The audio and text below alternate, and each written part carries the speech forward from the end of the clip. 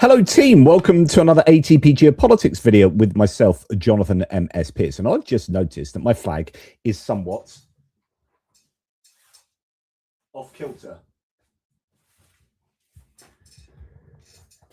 That's what happens when you don't have a professional production team around you and you're just one bloke in his little room surrounded by flags and patches. I've had a couple of days of producing less content, partly because of just, family stuff and hanging out with the family and whatnot. But also, I wasn't sure whether I was just quite exhausted, mentally drained, physically drained. And I watched 2,000 meters to Avdiivka, which is an incredible piece of documentary filmmaking that really shows you the horrors of the war in Ukraine. And I don't know whether that had played a part in me being a little bit, I was angry. I feel very energized for this video, and there is a lot to talk about. And although I'm not going to be talking about Ukraine at all, there is a breaking news live I could do concerning a horrific strike on a minibus full of miners going to work, killing 15 miners. Russia has a lot to answer for, and there needs to be a massive international outcry at that. That has happened just in the last few hours, we hear.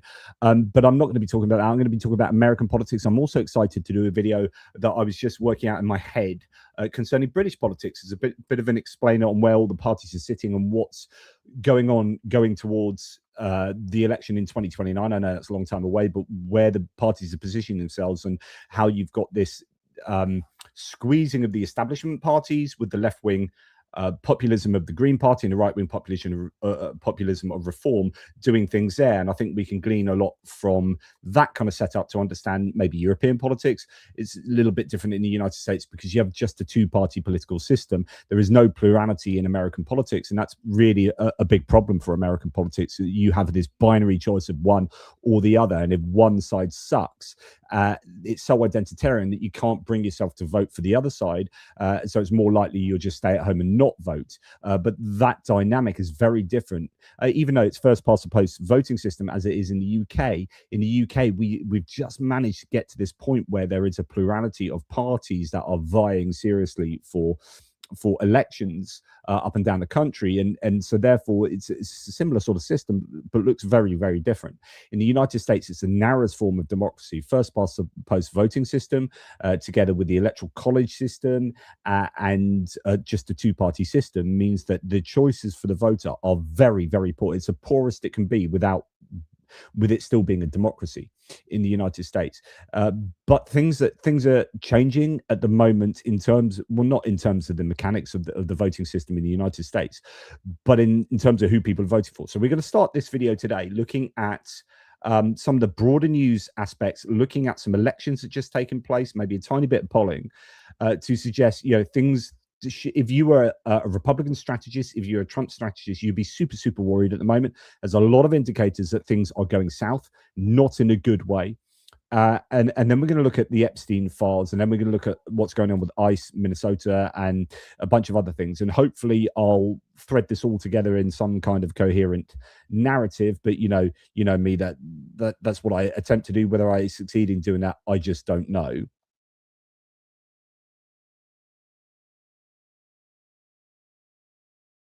And sorry, I have boys next door with friends around. So anyway, we're going to look, as I say, at some of the broader ideas of what's going on in the United States at the moment. We'll start with a little bit of, if I remember correctly, some economics, some a sense of how Trump is doing physically. That's where we're going to start. So before we get there, as ever, please remember to like, subscribe, and share. Makes a difference to the channel as we very, very slowly chip away at trying to get to 100,000 subscribers. I think the YouTube hates me. I'm like the slowest moving channel ever, and yet you guys are such wonderful people. Don't seem to move at all in the subscription, in the domain of subscriptions. But hey ho, that's not your problem. But it'd be great if you haven't subscribed, that you could just click that bell icon. That would be fantastic. Let's get now into the details. So I'm not going to play you this video. It's a typical one, but I've seen a video. I saw one this morning with Keith Edwards talking to a physical therapist who deals with people with dementia or people who've had strokes, and how he, I guess, coaches them back physiologically. He has this opinion. He's been doing lots of videos on this that Trump has. He's said 4 to 6 months. He now reckons 2 to 4 months. You've got Dr. John Gartner that talks often about Trump's dementia, strokes, all that kind of stuff. I think all of this is genuinely happening. I don't think he's a well man. And there are so many things he's saying at the moment that indicate that he is in trouble physiologically, cognitively. Trump here says, I'm the only president that went for cognitive tests. Again, you got to ask yourself why. Do you think Waltz could pass a cognitive test? Do you think Kamala could? Don't think Gavin could. He didn't want water coming down from the Pacific Northwest. The cutoff, they cut it off, and then they have 25,000 houses burning down, and they wonder why. It's just like going from one idea to another with no particular segue, and just talking about how he's had all these cognitive tests. Quite rightly so, mate, because you demand with your cognitive aptitude, you demand there being tests. So I'm worried about his state of mind, and I think people are picking up on this. Honestly, I think history will show us that there has been a gargantuan cover-up that will dwarf the cover-up with Biden. Biden was getting old, right? He didn't have dementia. He just had old man's forgetful brain, mixing a few words up here and there. Trump goes beyond that. He's got mouth droop. He's got all sorts of narcissism getting through and not having the veto. I know this. My dad's got dementia. He doesn't have that veto system anymore. So when Trump stuck the middle finger up in the Ford factory and told whoever it was that was calling out to F off or F you, I can't remember which it was, that is someone who has no veto. That's not a presidential behavior. Like, he should be beyond that. He should be above that, right? So this guy, I think, is in trouble, and this ain't going away, right? He's going to try and distract away from Epstein files. He's going to try and distract in all sorts of different ways away from all sorts of different issues that he has, most notably his cognitive and physiological issues. But anyway, he's right in saying this, though, and he said this to the House Republicans sometime back on January the 6th. If we don't win the midterms, I will get impeached. We should have impeached Joe Biden for 100 different things. He knows he needs to win the midterms. So in my opinion, he understands this, and that's why he's trying his level best to make sure the midterms don't take place. And if they do, they are rigged in some kind of a meaningful way to benefit him and the Republican candidates. But it's not looking good at the moment, and we'll come on to this in just a second. But we are seeing that right across the United States in lots of different ways, there are people who are starting to feel emboldened enough to go against the grain in terms of Republicans, of course. They are voting against the kind of party whip, if you like, and Trump isn't seen as a threat to them that maybe he once was. We'll talk about this in terms of money a little bit later. But new House Democrats, for example, this is one example from the 13th of January. So it's going back some time now. House Democrats defeated a Republican bill that was to let employers deny overtime payments or minimum wage to workers if they classified time worked as job training or education. So this would have really benefited as a bill employers who would therefore get away with not paying overtime to employees who were receiving overtime. Who always should have been getting overtime. So 6 Republicans joined us, the Democrats, and the vote failed. GOP leaders then cancelled votes on 2 more anti-labor bills. So you've got the Republicans trying to get through a bunch of really what should be unpopular bills, at least if you're a worker concerned about workers' rights, right? They failed to get them through because people have crossed the party lines. Now, this shouldn't be anything unusual given the history of people crossing party lines to do stuff like this. You generally have to work in a bipartisan manner to get bills passed, but that is no longer the case. It seems to be like you're all in or all out. For every single vote that comes up at the moment, Republicans will vote completely for or against whatever bill it is, and Democrats will vote the other way. Well, now we're starting to get back to Republicans feeling emboldened enough to vote with their consciences here, and that is what happened just in that one particular example, but I think it's noteworthy. You've got people pushing back against Trump in a number of different ways. This is the Washington National Opera leaving the Kennedy Center, now called the Kennedy Trump Center or the Trump Kennedy Center or whatever. This is an opera that has performed at the Arts Center since 1971. It was concerned by declines in attendance and donations during President Trump's second term. So he's got this control. He sits on the board, doesn't he, at the Kennedy Center or the Trump Kennedy Center. He's now making sure that, you know, you've got performances that aren't like woke or whatever. But as a result, the people who are more interested in arts are your liberal sorts, right? So the sorts of people that go to places like the Kennedy Center are not going to be the sort of people that want to watch Kid Rock, right? And that is meaning that, for example, the Washington National Opera is leaving it, but it's probably likely not going to be to do with attendance and donations. Just there will be a sense that they will not be in agreement with what's going on there. But again, you know, you've got this kind of pushback happening, I think, in a number of different domains. And part of this pushback comes because the present administration is doing some batshit crazy stuff. For example, New York Times reports that rejecting decades of science, the chair of the federal panel that recommends vaccines for Americans has said that shots against polio and measles and perhaps all diseases should be optional. Now, the whole point about vaccines is that they shouldn't be optional. They should be mandatory. Like, I know that you might not like it if you're some kind of libertarian, but the point about vaccines is that everyone should have them, because otherwise they ain't going to be useful, right?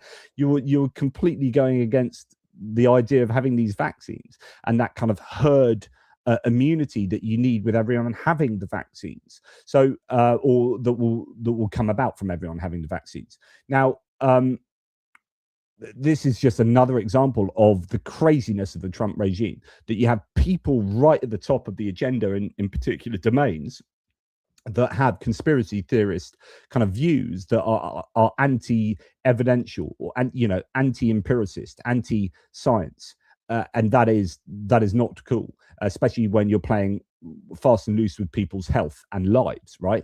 Children will die because of this. People will get polio if this came to be. But this is the sort of person you are putting in charge. You're going to get this general pushback of expertise, people in these scientific domains going, I cannot bring myself to vote for these people when this is the kind of approach they have.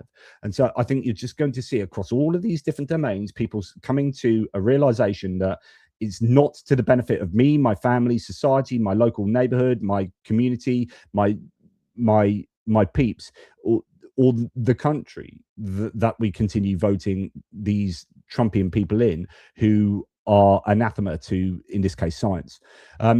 It's good that the judiciary is still, at least in some cases, pushing back against the Trump agenda. We have had Trump closing down, and this is in the light of the need for massive amount of energy due to AI data centers and whatnot, closing down wind farms from being finished. You know, they're already being constructed. And he's like, nope, stop building that. Solar farms, stop building that. And you're like, hang on, we desperately need this. Yeah, but it's not hydrocarbons, it's not oil, it's not gas, not interested, it's not coal. And of course, again, that's anti-empirical evidence, anti-science, anti-economy, right? And anti-environment.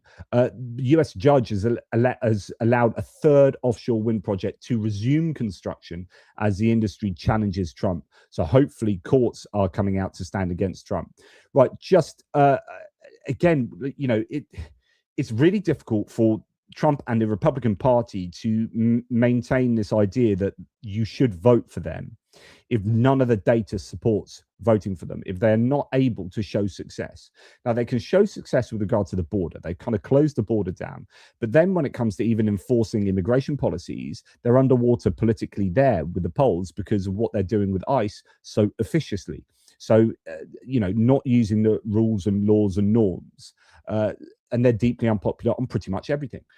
but if you don't have the data to support you, then you're going to be in trouble. The US Treasury has posted a $284.4 billion deficit in October.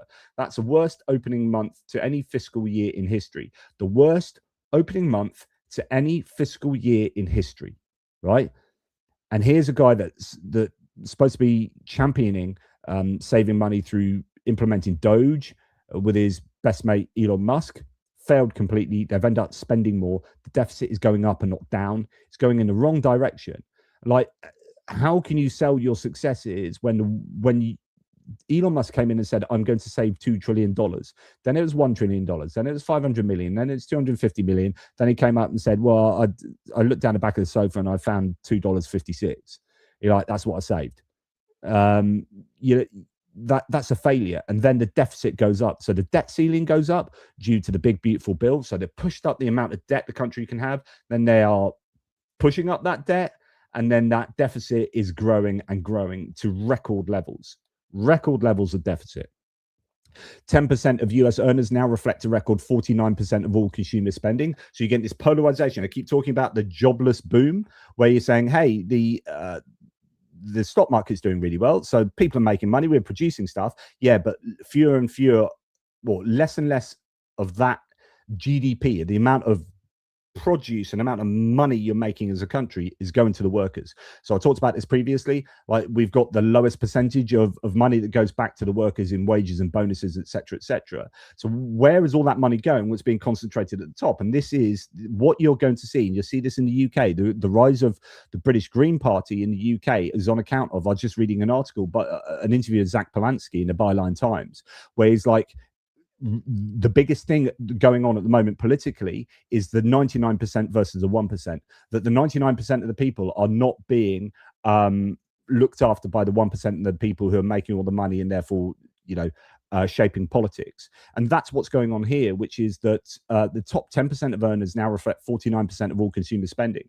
These are the guys spending all the money. The people down here aren't spending money. Why? Because they're not being paid the money. Why? Because it's skewed towards this polarization that benefits the elites. So the CEOs and the shareholders, they're making lots of money up here, but the guys that are making the products, let's talk Karl Marx here. Let's talk about, labor and capital and so on. But these guys are producing this stuff, but they aren't reaping the rewards of producing that stuff. And you're getting this polarization that is happening. That means that actually people on the shop floor, people on the ground, aren't feeling the benefits of the stock market doing really well, and actually things are becoming more expensive. Then you're adding tariffs into this, and then inflation goes up, so on and so forth. So the percentage has risen 13 points over the last 30 years, marking a dramatic shift in spending power. At the same time, the bottom 80% of earners represent just 37% of total consumer expenditures, which is down 11 points since 1995. This means that the top 10% account for a record 33% of US GDP. This is absolutely staggering. This is really, really important to understand. So you eventually you're going to get some populist revolution. It sounds really like, no, shut up, JP. But actually, at some point, the workers and the working class are going to get fed up with this move. And you're going to have to try and minimize the difference between the rich and the poor. It is what the US particularly, I think, has relied upon, is the American dream. So the American dream is this idea that everyone, what's the phrase? That everyone is a frustrated millionaire in the US. Like, but for chance, that millionaire could be me. Well, I know I'm a working class guy. I've got, poor education or this or that. I've never had it easy. I have a problem with drugs, or I've got, but still, I still think I could actually be a millionaire. And because there's this deep-rooted sense that everyone in the US believes that they are a frustrated millionaire, they don't take it out on the millionaire billionaire class. So they believe this idea that if we tax the rich, then actually that will not benefit society and we'll all be screwed. And actually that could be me. And because that could be me, I'm actually okay with them not being taxed more, even though, Elon Musk is paying himself $1 trillion and that Tesla is allowed in that pay package. So here's a guy making $1 trillion, right? Just obscene amounts of money that is completely unjustifiable in any moral calculation that you could ever do. completely unjustifiable. And yet people are like, yeah, that's cool, because you know what, that could be me, and I'd love to have that amount of money. But the problem is, there's going to be the rubber's going to hit the road at some point, right? And there's going to be some realization that this setup that you see on the screen here, this setup is not to the benefit of the masses, and they're going to kick off, right? And it's going in the wrong direction. At the same time, we're seeing the bottom 80%, being responsible for less and less expenditure. This means the top 10% account for a record 33% of GDP, as personal consumer expenditures account for 68% of total economic output. Meanwhile, the bottom 80% account for just 25% of the US economy. Asset owners are the only winners in this economy. That is a key to what's going on at the moment. What else do we have? You don't hate the media enough, says this person. Random month of 235,000 net jobs created under Biden. So when Biden was in charge and they had 235,000 net jobs created, that was seen by the media as being, quote, disappointing. Biden held strong economic recovery despite disappointing job numbers. 235,000 jobs in August. Right, employers added 50,000 jobs in December, a solid end to a slow 2025. So the way that this is being, and this is Jeff Bezos's Washington Post, the way this is being sold to the electorate, to the consumers, to the people of the United States is completely unfair. Like, Biden gets slammed for 235,000 jobs being added, and Trump gets away with 50,000 net jobs being added. And hey, that's a solid end. What, really? The numbers, though, are not good. And things like China still purchasing no US soybeans for an unprecedented 5th straight month, even though, and that was in January. So even though the idea was that they had put these things in place, done this deal with China, even though Trump is slagging off the UK for going to China and doing these deals. Trump does that. It's okay for Trump to do that. So he does this deal with China, says they're going to buy soybeans, except they aren't. He said his soybean deal was like nothing anybody has ever seen before. Nobody has ever seen anything like it. I guess the Chinese leadership lied to him. The reason I'm bringing all this in is because at some point, like I say, the rubber's going to hit the road. There are going to be farmers who realize that, why do I believe this guy? Nothing he claims is happening. And actually, I'm worse off for it. I'm defaulting on my loans, or, I can't do this, I can't do that with my business, or my business closes. And people on the shop floor, people in the shops are like, oh, hang on, this is all costing a lot more money. I'm sure he said he was going to deal with this on day one, and he hasn't done it. So then, Trump understands this. He recognizes there are polls, despite what he says. Like, he will be looking at the polls, and his strategists will be looking at polls. Trump, in the coming weeks, I will be laying out even more plans to help bring back affordability. So he says, I recognize affordability is an issue, so I'm going to bring back affordability. I've got plans on this. But then in the same sentence, he says, and again, remember, that's a fake word by Democrats. Like, the voter here should be going, you don't know what you're talking about. This is insane. How can you, on the one hand, say things are bad enough that I'm going to do something about affordability, and then in the second half of the sentence say, but it's a hoax that the Democrats invented? Doublespeak, absolute doublespeak. And then you've got Steve Scalise saying prices are high because of Joe Biden still, January 2026. And Republicans are still blaming Joe Biden for high prices, even though the deficit's going up, that there are trade wars with everyone, that tariffs have been slapped on everyone, which is inflationary. You're getting rid of low-paid workers through the attacks on immigration, and that will be inflationary as well. None of what Trump is doing is tackling prices, and yet Joe Biden is still getting the blame. It's ridiculous. Quote, Daniel Dale says, who's a CNN fact checker, quote, grocery prices are starting to go rapidly down, President Trump says. On the same day, new consumer price index data shows December had the biggest 1 month spike in grocery prices, 0.7% in more than 3 years. So you got the biggest price hike in 3 years in groceries, and at the same time, Trump is saying grocery prices are starting to go rapidly down. It's literally the opposite of the truth. Doublespeak. You are being sold a lie repeatedly. So the point, okay, so that's all my preface really into that then, together with what's going on with ICE, and particularly ICE, then you can throw in the Epstein files scandal, you can throw in the attack on democracy and democratic backsliding. And actually, I'll bring that in now. I was going to show you this, but just this is another worry for people. America's democratic backsliding under Trump has been far faster and steeper than in Russia under Putin, Hungary under Orban, Venezuela under Chavez, and Turkey under Erdogan. So there's data to look at this. This is from the Financial Times. US backsliding under Trump is steeper than any recent precedent. And this is a backsliding score. Now, I don't know the score here, how you measure democratic backsliding, but just, you can go and check this out in the Financial Times. You go and find it there.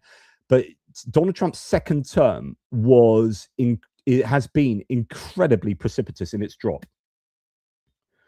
And it's now, you're seeing a massively significant backsliding in terms of eschewing the ideals and the mechanics of democracy, free and fair elections and whatnot. So people are recognizing this, they're putting that together with the ICE, putting it together with the lies about the economy, the state of the economy, the expenditure, the deficits, and you're starting to get some serious movements. These are sub-zero temperatures. Americans are marching through snowfall in Chicago, chanting, protesting, and refusing to be silent against ICE, freezing temperatures, zero fear. This is a moment. It's a movement. I've never seen anything like this. Respect to every single person out there putting their body on the line, said Brian Allen. And that's from a couple of days ago. And there were loads of these, right? Chicago, but not just Chicago. You had protesters in Minneapolis just signaling SOS on a lake amid ongoing demonstrations against ICE. I wouldn't demonstrate too much about ICE there because you might fall through it then. That's a joke.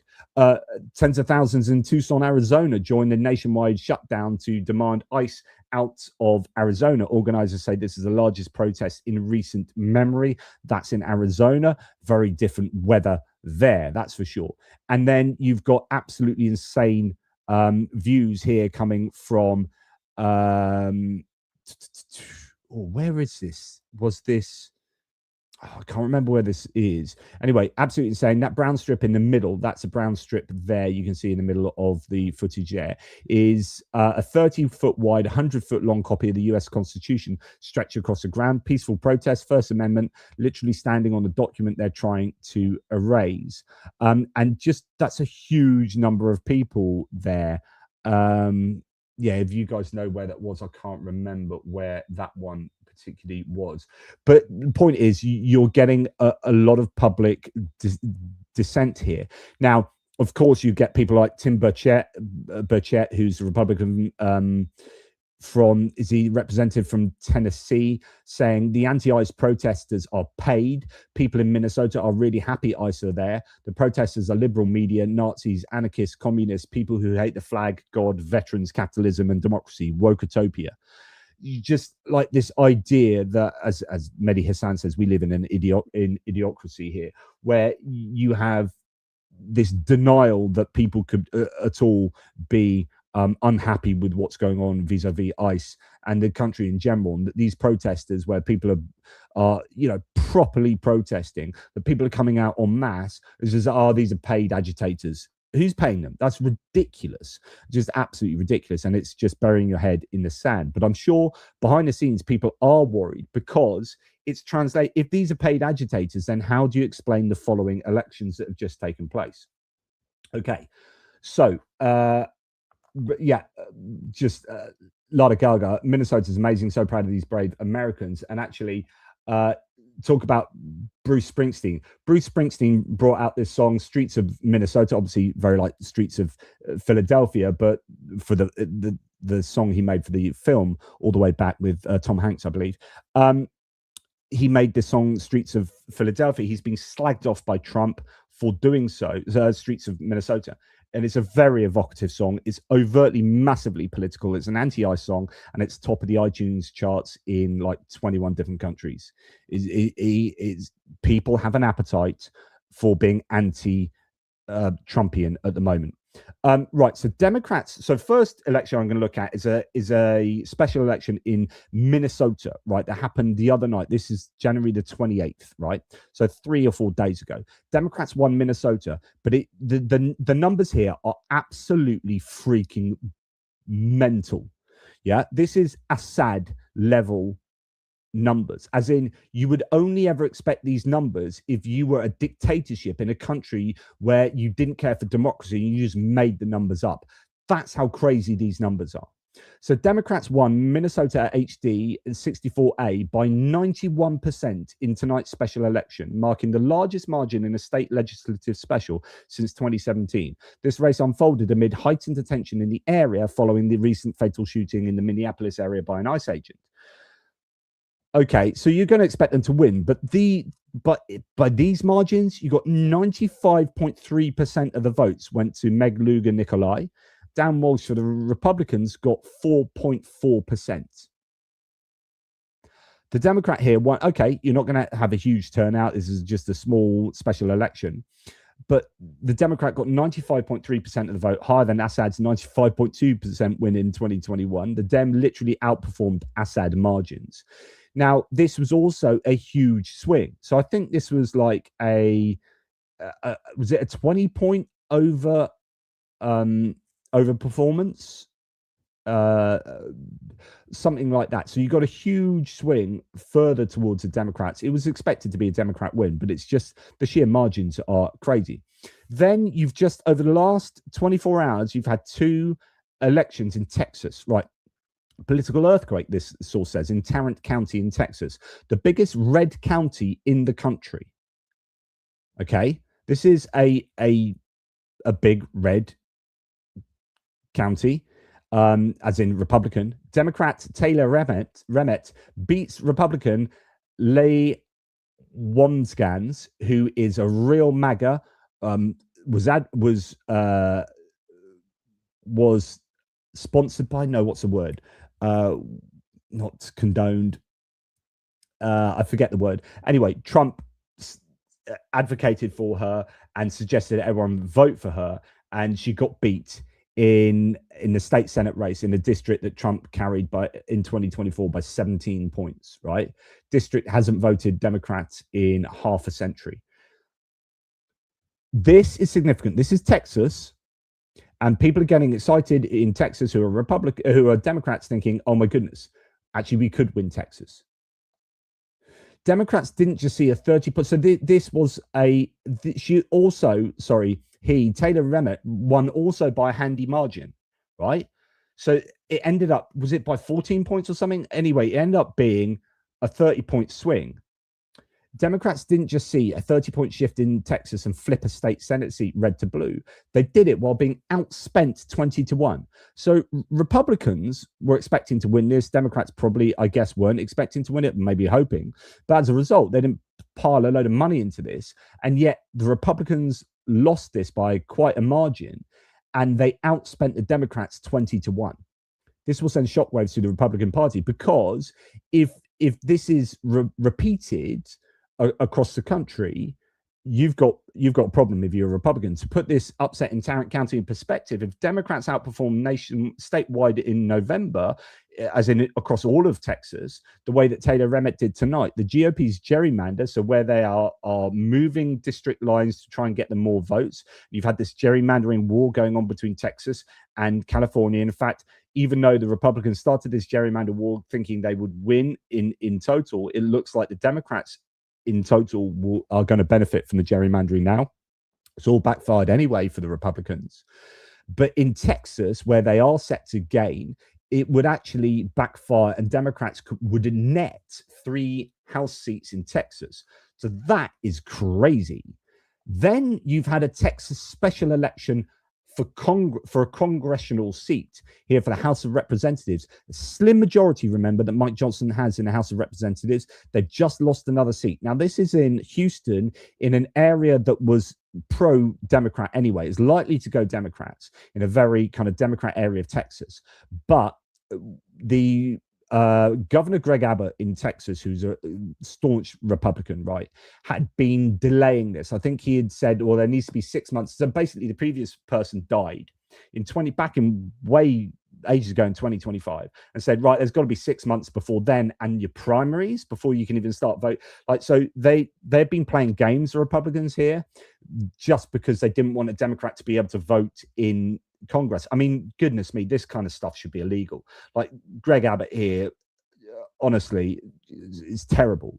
But finally, they've had this election, and Democrat Christian Menifee has won the special election for Texas's 18th congressional district, further narrowing the GOP slim majority in the House. So that's another big dent. I don't know what the numbers are here, but this is a significant win. I mean, an expected win, but this is in spite of what Greg Abbott has tried to do. So Menifee will fill the remainder of Turner's term, which ends when a new Congress is sworn into office in January 2027. Abbott had argued that Houston officials needed the 6 months between Turner's death and the first round of voting to prepare the special election, but Democrats criticized the long wait as a move designed to give the GOP a slightly bigger cushion in the House for difficult votes. Exactly. But anyway, he's won there, unsurprisingly. But again, the margin for Trump in the House of Representatives is frighteningly slim. Now, Donald Trump's approval among Catholics has fallen to a historic low of 39%. The shift isn't accidental. A rising movement of US Catholics, emboldened by Pope Leo XIV. So remember, the new Pope is American and is liberal.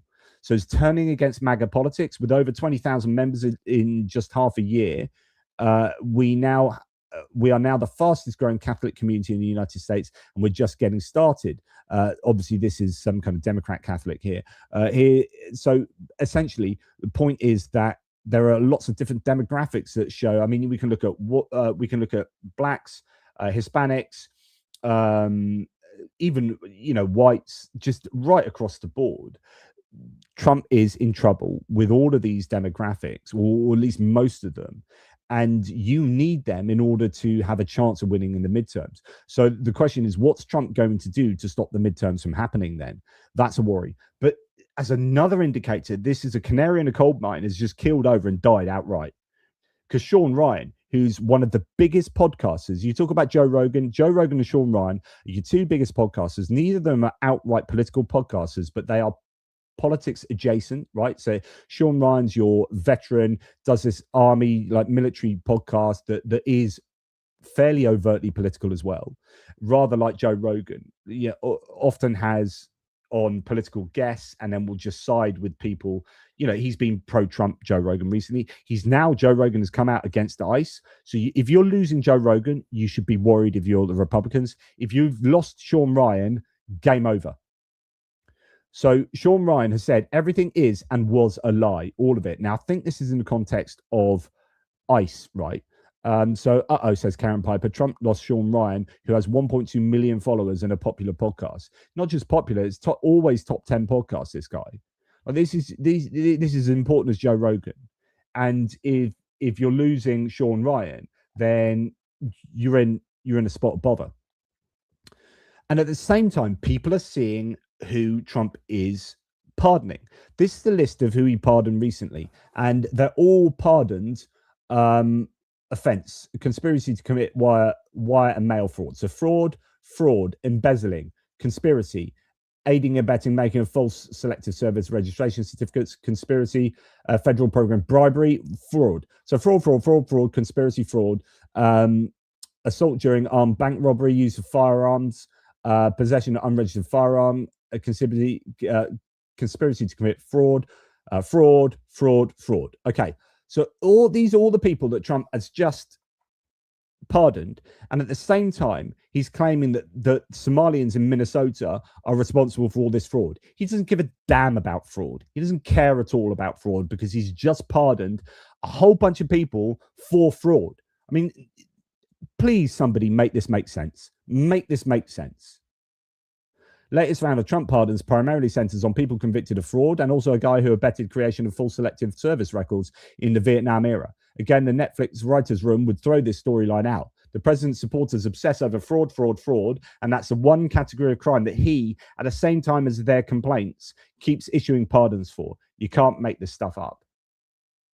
At some point, people are surely going to realize that the Trump administration is just a grifting, corrupt bunch of people who are not out for you, the average American, right? At the same time, Trump and Mohammed bin Salman previously announced a massive deal on AI chip exports to Saudi Arabia. Now we see that Trump gets to build resorts in Riyadh, and this isn't about what's best for the American people. It's about corruption and profiting off the Oval Office. So now Patriot Takes reports the place to be is Saudi Arabia. The place to be is home. Trump announces a new Trump mansions in Riyadh where winners reside, a place with clean air, hashtag America First. America First, you're selling AI chips suddenly to Saudi Arabia, and Saudi Arabia allowing you to build massive Trump mansions in Riyadh. This is just freaking corruption.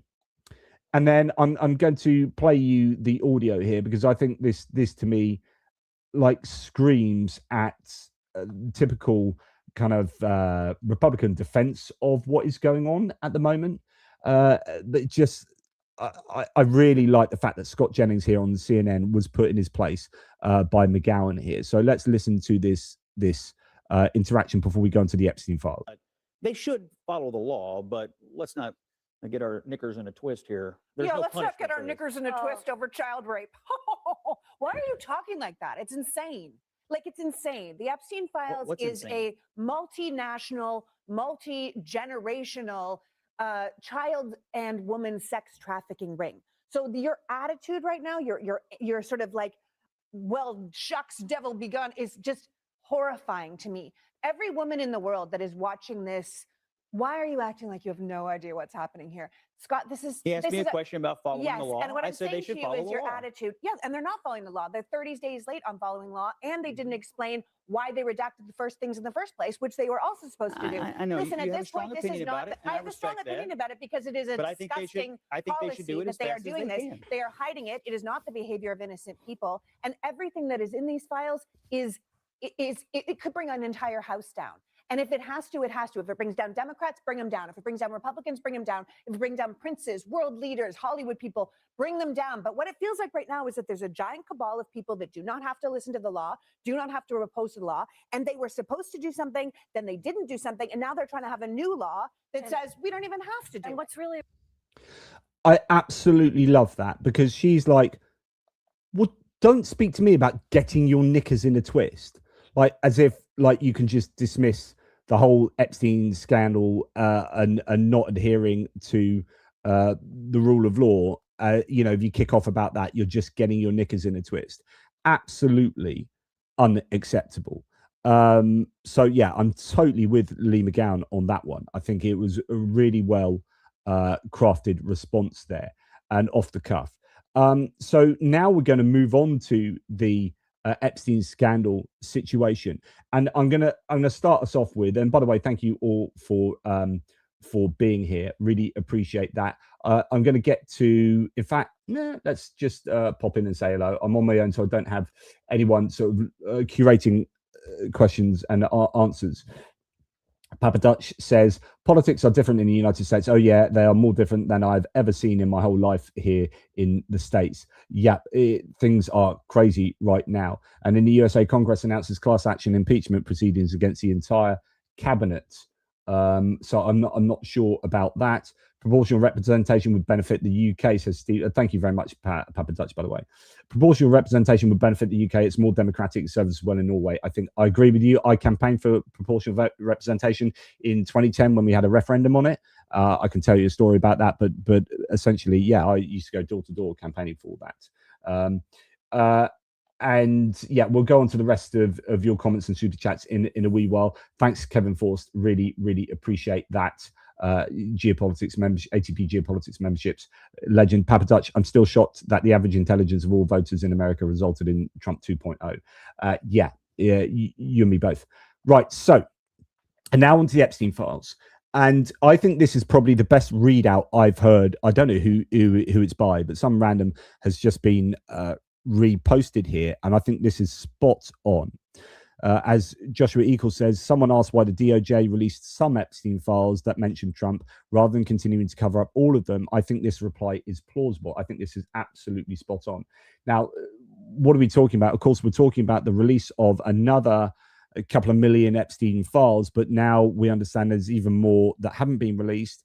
And actually, there is an argument that this is to get you all frothing at the mouth over this stuff, which will...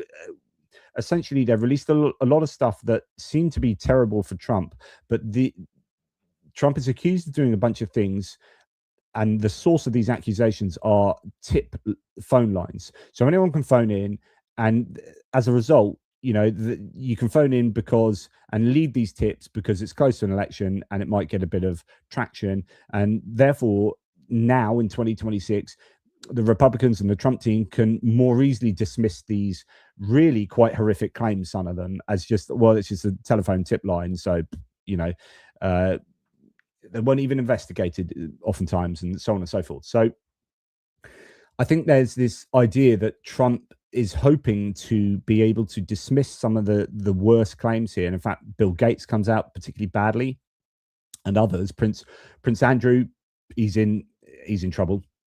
But Trump can probably brush us off. The question is, where are all the other ones, the ones that you haven't released still? So many of us are worried that they are destroying Epstein files. Like the worst ones just will never get released because they'll never be found, because they've been shredded and they've been disappeared. And that is, I think, a really justifiable concern that many, many people have. And what has probably happened is that they've released the ones that they can most easily deal with, I guess. But also, yeah, for example, where are all the pics and videos? Like there are so many formats that just aren't appearing here. And there are some that have been released, but just a couple that paint Epstein in a bad light or paint Prince Andrew in a bad light. Trump gets away with it to some significant degree. That, I think, is deeply, deeply worrying. And you've got to wonder what is in there with Trump. What are the dodgy ones? What is fascinating is that, and we understand that a load of dodgy Trump ones were released onto the website and then were deleted straight away because there was like, oh, these are slightly worse than we thought they were. So that doesn't make it look good for Trump. And it shows you that they are, if they released some and then pulled them back because they're bad for Trump, then all the ones that they knew, like that one obviously slipped the net, but all the ones they knew that were bad for Trump clearly won't have been published because they've already pulled back bad ones for Trump that were published accidentally. So this is, the whole thing is not transparent. It's absolutely not transparent. And the bad stuff for Trump is still behind lock and key. So whatever's out there is way, way worse. The stuff that isn't out there is way, way worse. So if you think it's bad now, just imagine the furore there would be had we had access to the entirety of the Epstein files. So that is something you really need to understand.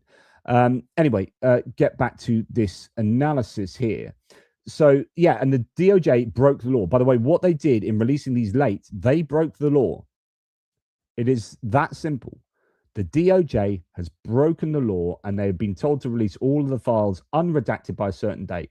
And you still got a situation where the people being redacted are the perpetrators, not the victims. They're supposed to redact the victims' names out to protect people who have been sexually abused from, identification. And they blacked out the names of Trump and all the people that were doing the abuse or were involved. And they are protecting the perpetrators and not the victims. It's absolutely horrendous. Anyway, let's get on with it. So this, I think, is a really good analysis. It's a complete red herring. It's bait. It's simple. They release, scare quotes, all the files, of course, never mind that they've barely released half of the total, and claim the 4+ million remaining docs have to remain confidential. So they're claiming that 4+ million still have to remain confidential. Leave his name unredacted in there because, one, people knew he wouldn't be mentioned. So it would be suspicious if he wasn't. And two, it's mostly all 2025 documents tied to a tip line where people could call or email or mail, whatever, and they probably know that most of the leads are made up or unsubstantiated. So they can easily disprove them and then claim, see, it's all a nothing burger. There's nothing here. It's a major distraction tactic. The real stuff is either fully redacted or not even close to being released. Meanwhile, everybody focuses on combing through these thousands of documents bearing his name and spend all their energy on that, quoting things that will later get easily debunked, while the real horror is elsewhere. Don't fall for it. That is 100% what's going on. Anyway, what did we find out from the new Epstein files drop? Some people think it was really, really scary stuff, like really big. And it was, but it's a mere fraction of what it should have been. Bush Sr. appears to be a rapist. Interesting. Prince Andrew tortured and killed a girl, supposedly. Trump's head of security threatened a girl that if she talked, she'd be buried under a golf course, like the other C words. And Elon Musk emailed Epstein about coming to a party. What we definitely know from these releases is, one, Elon Musk has lied about his connections to Jeffrey Epstein. So Elon Musk comes out badly because he's 100% lied.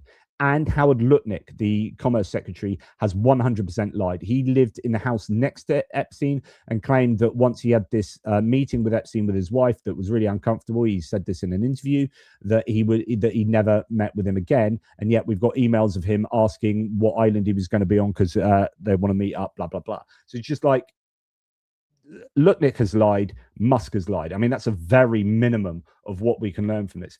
But anyway, so some of this stuff is absolutely outrageous. But where I think most of the interesting stuff is concerning these Epstein files is actually to do with Russia, right? Yeah, people are going to be talking about sexual impropriety to really undersell the issues there. I mean, some really horrific claims concerning all sorts of people and the stuff to do with Bill Gates and the STDs and all this stuff and his wife and yada, yada, yada. But actually, for me, some of the most worrying of these documents concern Russia. Jay in Kiev says, Steve Bannon and Jeffrey Epstein here talking in 2018 about the new girl that gives Trump BJs in the White House. He's much more calm. Wow. So this is on the kind of sexual stuff.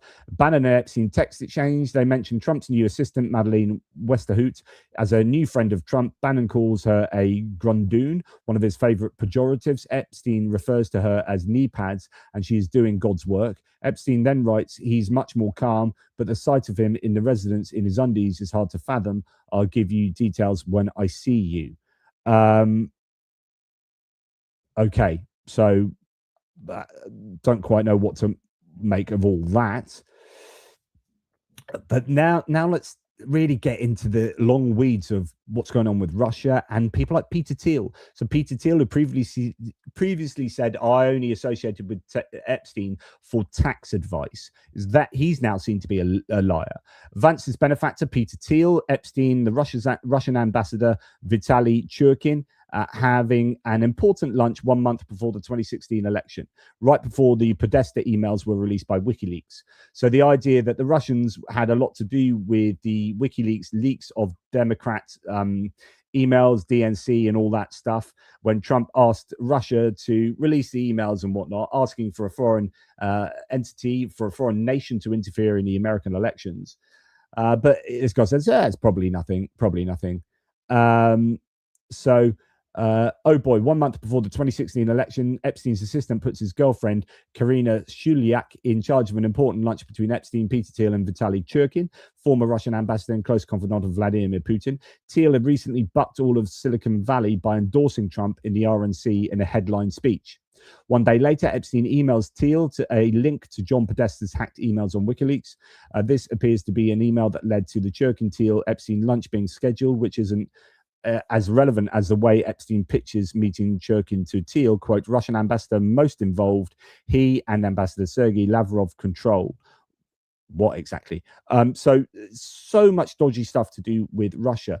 President Trump's new chief of staff, this is not to do with the, by the way, the Epstein files, but chief of staff Susie Wiles was accused in a 20-page letter to the FEC of working with Russian intelligence services in 2018.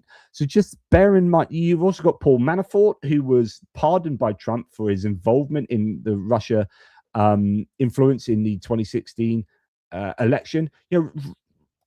Honestly, there's so much needs to be answered in terms of, what are the Russian connections to the Trump team, to Trump 1.0 and to Trump 2.0. And Susie Wiles may well have something to answer for. So this is something that needs to be looked into. I haven't seen the whole of the 20-page letter, but this is the first page of the letter to the FEC, Federal Election Commission, Office of Complaints Examination and Legal Administration. Susie Wiles, Rinat Ahmetsin, and Florida GOP officials obtained contributions from foreign nationals and foreign organizations in violation of 52 USC 30121. Susie Wiles is a Florida GOP consultant, Ron DeSantis for governor campaign and friends of Ron, blah, blah, blah, blah, blah, corruptly engaged with representatives of the Russian intelligence services for the purpose of obtaining social media services. In the 2018 election, Rinat Ahmetsin, a Washington, D.C. lobbyist for Russian interests, appeared to have facilitated RIS election support for the Florida GOP. So while she was involved in Florida politics, the complaint here is that she was dealing with the Russian intelligence services. Epstein asked Sergey Belyakov to help stop a Russian woman blackmailing a group of New York businessmen in 2015. Sergey Belyakov, who was the Russian deputy economic minister, is the same minister who gave lucrative government contracts to represent state-owned Russian companies to lawyer Natalia Veselnitskaya. Now, Veselnitskaya was a Russian lawyer from the Trump Tower meeting in 2016, which Trump claims was a hoax. So the idea that there's a meeting with Russians in Trump Tower, which he denied but actually happened. And you're thinking, oh my goodness, there are all these Russian connections here. Jeffrey Epstein in an email. How are you? I need a favor. There's a Russian girl from Moscow, blah, blah, blah. She is attempting to blackmail a group of powerful businessmen in New York. It is bad for business for everyone involved. She arrived in New York Saturday of last week, staying at the Four Seasons on 57th Street. Suggestions, and that is he's Epstein writing to a Russian to try and sort out why is it that there's a woman blackmailing New York businessmen. I need you to sort that out. So you've got Epstein connected to the Russians here to sort all of this out. Absolutely incredible.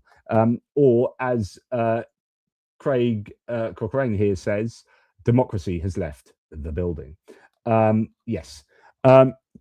So here we have Peter Jukes saying, I'm sure others have noticed this exchange between Michael Wolff, so he's the author, now does a Daily Beast podcast, and Epstein with Ryablovlev. So, by the way, Ryablovlev is part of Putin's negotiation team right now in Ukraine, over Ukraine, right? So Michael Wolff and Epstein about Ryablovlev's exorbitant price paid to Trump for his Palm Beach mansion and suspicious trades with Mohammed bin Salman, but how many have twigged that Ryablovlev is part of the current Ukraine negotiating team?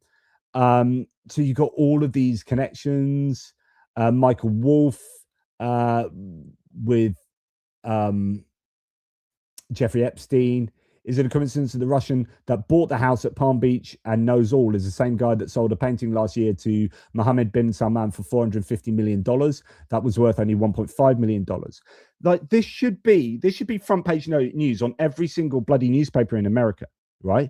Where we've talked about how I don't know if this is the same mansion, but when Trump sold a property that was worth something like, well, I forget what it was, like 25 million, $30 million or something, and he sold it to a Russian for $95 million or whatever it was, something like that. You're like, hang on, why is he paid over 40, 50, whatever it was, $60 million extra for this property? It's a way of getting money to Trump from Russia. So it's money from Russia to Trump for a property. Oh, it just so happens to pay you $50 million more than it's worth. Oh, who knew? And at the same time, this same guy is paying Mohammed bin Salman $450 million for a painting worth $1.5 million. Oh, I've just paid you an extra $448 million for something. Oh, I wonder why I've given you that extra money. What is going on here between Trump, Mohammed bin Salman, and Russia? Please note, the information contained, oh yeah, there's just his thing. So Michael Wolf says, so MBS was paying him off. Why? Ideas? He asks. So, and then I don't know where this is taken from, but some kind of news piece. The reason for Trump's partiality towards Putin is simply that the business opportunities are too tempting for making money for his family, associates, and MAGA agenda. Here, Trump's model is a reflection of Putin's with his entourage of compliant oligarchs. The US context, however, makes Trump's oligarchs not quite as beholden to him, having mostly made their own money rather than looted it. Trump's long business relations with Russia are well documented. That they are alive and well, as was recently reinforced by the reported presence of longtime Trump associate Russian oligarch Dmitry Rybolovlev acting as a go-between at the US-Russia talks in Saudi Arabia. From Trump's remarks that Putin and he are, quote, already talking about dividing up certain assets in Ukraine, the so-called negotiation with Putin about Ukraine seems increasingly about shamelessly taking advantage of a devastated and weakened country to arrange a division of spoils. And he's going to be working on behalf of that Russian because that Russian appears to have bought a property off Trump for way above the asking price. Huge find here, says Dave Troy, again, referring to Peter Jukes again. Epstein working Thorbjørn Jagland. So Thorbjørn Jagland is a former Norwegian prime minister. If I'm correct in saying, I'm sure Stephen Bendal will correct me, Jagland, I think, was prime minister in Norway from 1996 to 1997. Then I think he was involved in the European Parliament thereafter, maybe in the 2000s. But anyway, he was part of a number of people around Europe who were deeply pro-Russian at the time. There was an Italian leader as well, and you obviously had Gerhard Schröder in Germany and others who were really pro-Russian. So Jagland and Putin, Epstein working Jagland and Putin to invent a new financial system. Oh, look what's going on at the moment, the devaluing of the dollar. So I talked to you at length the other day that the dollar is tanking, and there is a theory that it's actually on purpose, that the Trump administration is trying to devalue the dollar so that there is maybe a crypto alternative that his family is involved in with the World Liberty Foundation or whatever, that actually they want the dollar to fail. Now, Russia and China and BRICS want the dollar to fail so there can be alternative currencies to international trade. And so it could be that Russia and China and some people in the American administration are working to the same agenda, maybe for different reasons, but there you go. Anyway, this is going back to 2013 to invent a new financial system. This, combined with the activities in crypto with Brock Pierce and Bannon's end of the dollar empire shtick, frames him as central to the ongoing war on the dollar. So joining the dots here, maybe. This is new to me, says Peter Jukes. We knew that Epstein was working with Kremlin official Belyakov to circumvent sanctions post-Crimea and set up a BRICS cryptocurrency. Now, remember Ilan Shaw from Romania, Moldova, that kind of area. He's been heavily involved in a Russian cryptocurrency that is a way of them circumventing sanctions. Anyway, but his eagerness to help Putin beat the West predates that. Quote, reinventing the financial system. So let's go to an email to Jagland from Jeffrey Epstein. Okay, can you explain that he had investors to Sochi last year and this year again? It is planned for St. Petersburg on June the 20th. It does not work. It is not the right structure or big enough ideas. He is in a unique position to do something grand like Sputnik did for the space race. You can tell him that you and I are close and that I advise Bill Gates, this is confidential. I would be happy to meet him, but for a minimum of 2 to 3 hours, not shorter. Hi, Jeffrey. All of this cannot be easy for me to explain to Putin. You have to do it. My job is to get you a meeting with him. Can I say this? I know that you want to attract foreign investment to diversify Russian economy and that you had a meeting with the several investors last time you were in the US, but not much has come out of it. I have a friend that can help you to make the necessary measures and then present you and ask whether it is interesting for him to meet with you.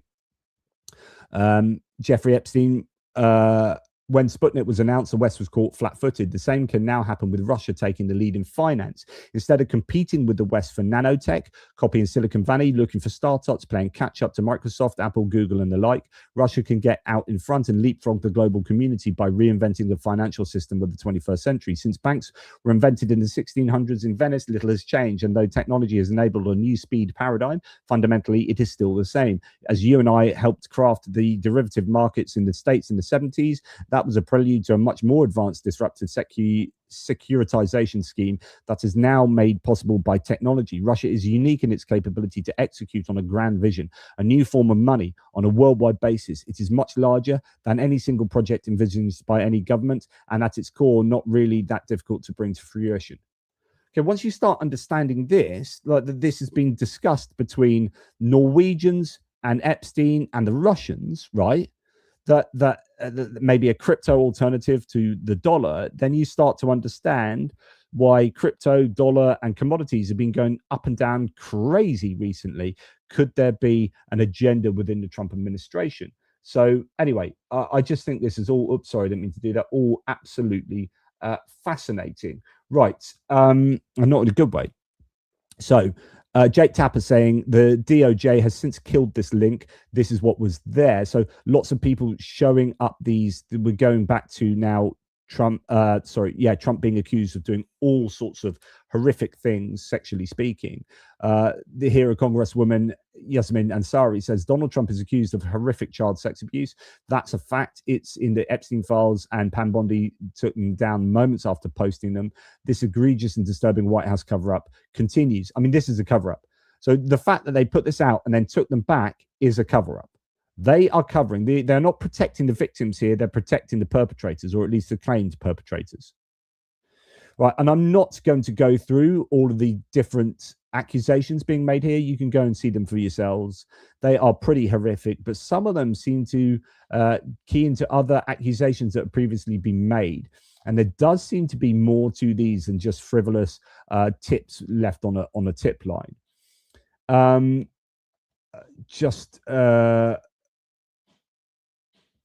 Yeah, so here's one. A witness swore, and now some of them are more significant. So you got this piece here, which is, this isn't just a tip line, because this is under sworn testimony. So if this is false, then you get done for perjury, right? I personally witnessed defendant Trump telling the plaintiff that she shouldn't ever say anything if she didn't want to disappear, like the 12-year-old female, name redacted, and that he was capable of having her whole family killed. I declare under the penalty of perjury that the foregoing is true and correct. So this is not a tip. This is a witness swearing under penalty of perjury that Donald Trump threatened a young girl, telling her she could disappear like another 12-year-old female, and then threatened to kill her entire family, according to Epstein-related court records. This allegation appears in dataset 9 of Epstein file, blah, blah, blah, blah. It's sworn testimony. If the witness fabricated this account, they would face multiple years in federal prison for perjury. Now, people do lie all the time under oath, so it's not unusual. But as someone says, people lie all the time under unverified allegation. Am I wrong? Yeah, it doesn't mean that is unverified allegation. You can no more say that is a lie than you can say it's not a lie. But one would assume it should be investigated. And if it's found to be a lie, then it is perjury. Or Donald Trump needs to go down for it. But I think there's more chance that Donald Trump is being protected than anything else. And then Keith Olbermann says they forgot to delete this in an interview with FBI agents. So again, this is not a tip line. This is an actual FBI interview. A survivor told agents that Ghislaine Maxwell presented her to Donald Trump, making clear she was available. This isn't a tip. This is an FBI 302, an interview with agents. So there is some stuff in here that isn't just these kind of yellow sheet tips that you see going on there. Going on, 2 senators are demanding answers after the White House chief of staff claimed she had read the Epstein files, asking how she accessed them and under what authority. So this is actually going back to December, the end of December, but it's something I've been meaning to speak to you about. So in a recent, so dear Ms. Wiles, so remember there was that Vanity Fair piece that was done that was pretty devastating, that you had this author that writes about chiefs of staff, and he interviewed her for 11 interviews of 2 hours, 22 hours of interview, and a lot came out from that. Do you remember that Vanity Fair article that was written? So Ms. Wiles was correctly challenged here, and this needs answering. In a recent Vanity Fair profile, you said you've read the Epstein file and that President Trump, quote, is in the file, quote, was on Epstein's plane and is, quote, on the manifest. Please be kind enough to explain when and where and under what authority you gained access to this material as requested below. It would be good to have your responses to the following questions by January the 5th, 2026. I assume that they haven't received these, but who knows? 1, what were the materials in the Epstein file you referred to in your Vanity Fair interview? 2, had the material in your file been reviewed? In your file you reviewed being presented to a grand jury? 3, when did you first gain access to the Epstein file, and what was the schedule of your review of it? 4, for what purpose did you gain access to this information? 5, did you share with President Trump any information contained in the file you reviewed? 6, please describe your role in any process related to the review, redaction, withholding, or release of material in the Epstein file, including any processes involving the Department of Justice or Federal Bureau of Investigation. We thank you in advance. Sheldon Whitehouse and Richard Durbin. Really good questions, because she shouldn't have access to that. So how's the chief of staff just suddenly getting to pore over the Epstein files? That needs answering. What else do we have? The infinite pert nipples document. Okay, there's this document that's already done the rounds because it's already out there, because it's in court filings. But this has been redacted, right? And the question is, why? So this is really, really, I think, an explicit admission that the Trump administration is unfairly redacting these files, because some of these files are already out in the public domain. So it was already being released by a judge during the Biden administration, and guess what? It had no redaction where the name Donald Trump or Mr. Trump appeared. So the DOJ is also trying to make out old stuff pass as new, and it's redacting already public documents that contain Trump's name. More proof of a public cover-up. Sunshine is the best disinfectant.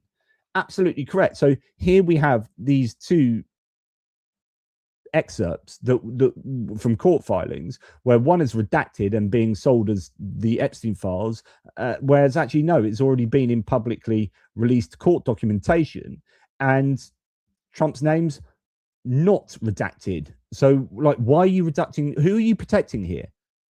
You're protecting Trump. Okay, I'm not going to read this out to you because it is really sexually explicit, but you know, it is a famous excerpt. Just, you know, you can read it yourself there.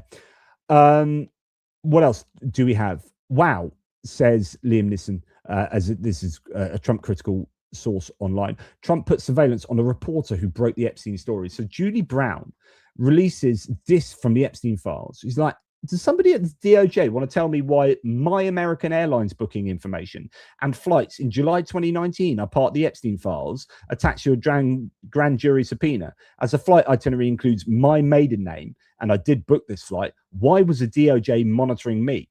You've got these people realizing that they've been monitored by the DOJ for reporting on the Epstein files.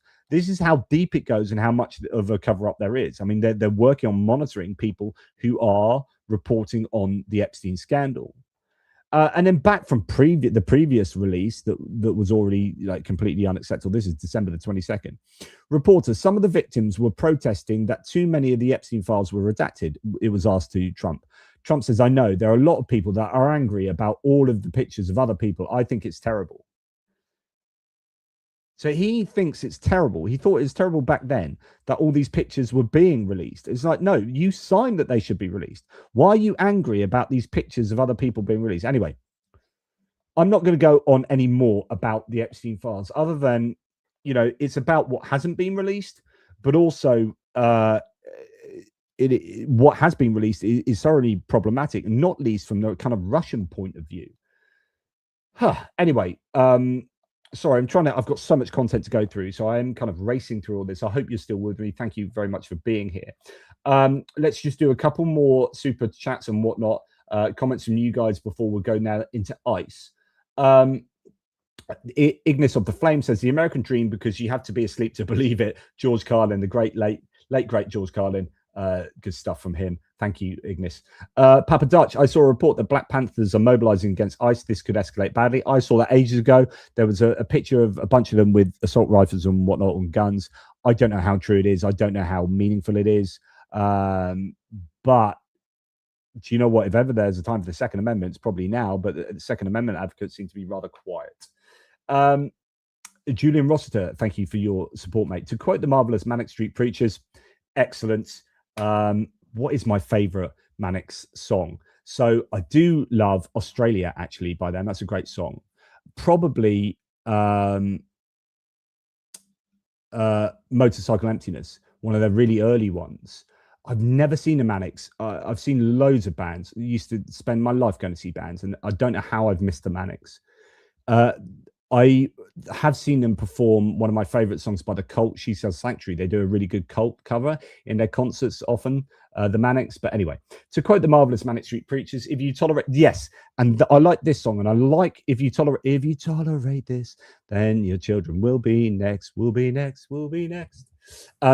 Is a really, really good song. Like if you tolerate, if you are tolerant of all this crazy stuff that's going on, your children are going to lose out, because that's the end of democracy, and then you'll have fascism. If you tolerate this, then your children will be next. And honestly, I just got shivered down my spine, Julian, because you couldn't have pulled a better song quote out than that. Well done, you. And it's by the Manics. People need to make a stand against what's going on in the world right now. 150%. Putin puppet. The Epstein files start to show the entire years-long Russian compromat operation behind the Trump administration. Even a lot of Trump voters seem to wake up. There is this. We're going to talk about this in a little while. There is this division going on in the sort of Trump base, where some people are like, Sean Ryan, I've had enough of this. This is nuts. And then others will still double down. Thank you to the Weasel for the super sticker. Really, really kind. Putin puppet again. A two-party US democracy is bipolar. It's unstable by design. Yeah, you just go from one to the other, and there's no representation, because if you think of the complexity of what you believe. So you might believe that immigration's a real threat, but actually you're a union member that believes in workers' rights and this and that, and then you might have nuanced views on the economy that fall in line with that, and then nuanced views on the environment or something like that, but also believe that maybe you're a pro-lifer, right? Where does all that fit in just the two-party system? Neither party can satisfy your political desires there. There's no nuance in a bipolar system, and therefore there's no representation. Very few people are going to be properly represented by either the Democrats or the Republicans. So it's terrible. So yeah, I really do agree with you there, Putin puppet. Thank you. Krasnov, Dollar Krasnov, Putin wish to inflate the US debt. Yeah, I mean, you do have to wonder whether everything the Trump administration is doing is to the benefit of Russia, because it certainly seems like it at the moment. Putin puppet again. The Epstein spy world is connected with the world mafia. I mean, what I don't want to do is be too conspiratorial in my thinking, but when you're seeing a lot of these dots lining up, a lot of these ducks just getting themselves in a row, you're thinking, yeah, it does look that way. Finally, before we get back on, Rob Gannon, thank you, Rob. Thank you, Jonathan. As the screws get tight on Putin's useful idiot in the White House, the administration's lies get more outlandish. Keep connecting the dots. Best from New Jersey. Thank you to your good dapper self there, Rob, looking good from New Jersey. I really appreciate your support. And I do think there are connections to Russia that go deep and that haven't been exposed. The problem is that people go to the Mueller report and they think it exonerated, like Trump literally thinks it exonerated him. It didn't. Mueller report showed there was clear connection and interference from Russia in the American 2016 election. What it didn't show, because it couldn't show, was collusion. It's really hard to show that there was intention in the minds of people in the Trump administration to work with the Russians, to collude with the Russians. But collusion, if you say, well, we couldn't find collusion because actually we didn't have the resources or the ability to find collusion, but in the report they said there was interference. If you're exonerated on collusion, it doesn't mean you're exonerated on interference. The Russians did interfere in the American 2016 election. That needs to be investigated big time. Right, okay, let's get back to it. I've got so much to go through still. Oh my goodness, I don't know if I've got time. Right. When you've got people like David D, who seems to turn himself off of the Trumpian Republican administration as a military kind of Republican, now saying, I mean, he's really critical of the Trump administration at the moment, not least over Ukraine, right? When he's right here, if this is your messaging, how do you think ICE is going in Minnesota? Question. Answer, pretty good. I mean, the surnames of the two people that have been shot by ICE. There's the idea that's where you're at. So you think it's okay. You think it's great that these people are being killed in the United States. Like, where are your liberties? Where's your freedom? Now, I don't know who this person is. Is he representative of MAGA? Is it a troll or bot? Who knows?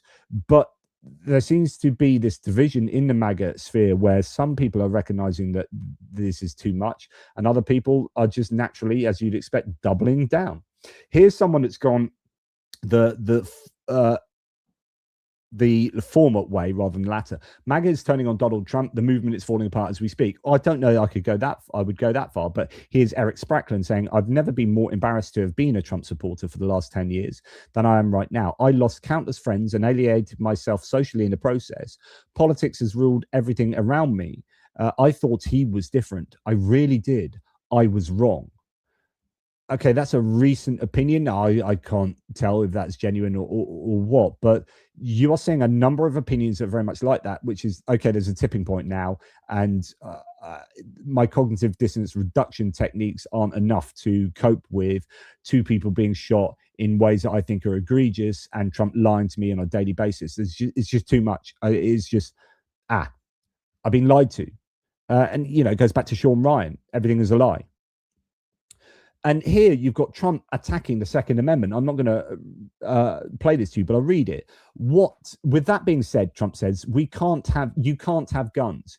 You can't walk in with guns. You just can't. You can't walk in with guns. You can't do that. But it's just a very unfortunate incident. Now, this is the idea that Alex Pretty had a gun on him. Now, if you're a Second Amendment advocate, this is where someone like, Eric Sprackland's probably an advocate for the Second Amendment, the right to bear arms. I believe you can have a gun, and I believe you can have concealed carry. And, this is what I would not vote for that personally myself. But, there's this double standard that exists where you've got Republicans saying, yeah, right to bear arms. Alex Pretty had a gun. How do we deal with this? Well, he has a right to have that weapon. And, if he was shot on the account of having that weapon, we've got a problem here. And then you've got Trump saying, actually, you can't have guns. You can't walk in with guns. Well, actually, you can. You legally can, and you constitutionally can. So Trump is apparently going against Second Amendment advocacy, which is an incredibly dangerous thing for him to do strategically. Now, I agree with Donald Trump here, by the way. Like, that's a justifiable answer to the issues of people walking around with guns, especially, in protests. But, then Carl Rittenhouse needs to go down for that as well, Trump. So it's just these double standards that exist, and how people deal with them is kind of crazy. So here we have an interaction. The White House is working furiously right now, just like they did to Renegade, to find anything in Alex Pretty's history to retroactively justify him being executed. A divorce, Facebook posts, unpaid parking tickets, library fines, you name it. They'll do the same to you when your time comes. And then this Minnesotan says, they called my wife's mother since she is a supervisor at the VA. So the VA, the Veterans Association, where he worked as a nurse, Alex Pretty, before he was shot. They took all of her emails since she had an interaction with him 6 years ago. They are digging deep and they aren't finding anything. So they're absolutely desperate to find something on Alex Pretty, but they never really did. Now, what was fascinating to do, and I'm not going to play you this, but this is a CNN interview with between the woman who was next to Alex Pretty in pink, or not the one in pink, actually. The woman who recorded, yeah, it was the one in pink, not the one that got pepper spray, but the woman in pink, I think, who was standing next by and was one of the people that got the main footage. Now, as Anderson Cooper finds out in this interview, she's not been contacted by anyone in the federal government as part of its investigation. She was a person arguably closest, other than the woman who's pepper sprayed in her face, woman that was closest to what happened. And you'd think if you were wanting to find out what was going on, she would be interviewed. No, wasn't interviewed at all. Absolutely incredible. We have a situation here where, in fact, let's just play you this. I want to give you a sense of, you know, how some people have been reacting to what has taken place in Minnesota. This is an ICE agent here talking to someone on camera. We'll just see what he has to say. This, brother. What? You know, I will tell you this. You raise your voice, I raise your voice. If I raise my voice, you'll erase my... Exactly, yeah. Yeah. Are you serious? You said if I raise my voice, you'll erase my voice? Yes. So you have a federal agent here saying, if you raise your voice, by the way, DHS has brought out what you're allowed to do, and you're allowed to raise your voice. You're allowed to shout. If you raise your voice, I will erase your voice. I will kill you. If you raise your voice, I will kill you. Absolutely incredible. That's a sort of situation we are seeing. Here is, and some of this will be difficult for you to see, but just to remind you what is going on. Here we have another federal agent just beating the crap out of someone, punching him in the face.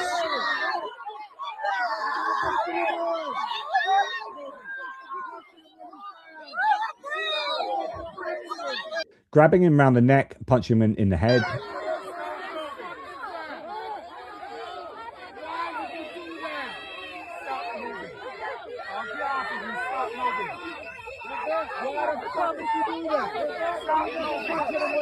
So saying, I'll get off of you if you stop moving, but this doesn't look like the proper training. Everything's been caught on camera. You can see the ICE agent has a man zip tied and pinned to the ground, repeatedly punching him in the head while pressing his face into the pavement. It's not law enforcement, it's brutality.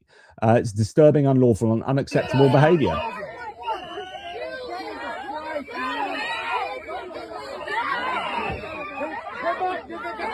And that's kind of what is being evidenced on a daily basis. Here we've got someone who runs a car body shop, a body shop owner. These guys broke his window to get into this place without a warrant.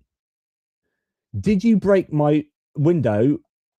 Where's your warrant? Yes, we broke your window. We don't need a warrant. Look at this. Look at these. Where's your guys' warrant? Stay back. Where's your guys' warrant? No, where's your warrant? Where's the warrant? Stand right there. Where's the warrant? I don't need one. Yes, you do. Where's the warrant? You guys do this? Back. I need you to wrap that up.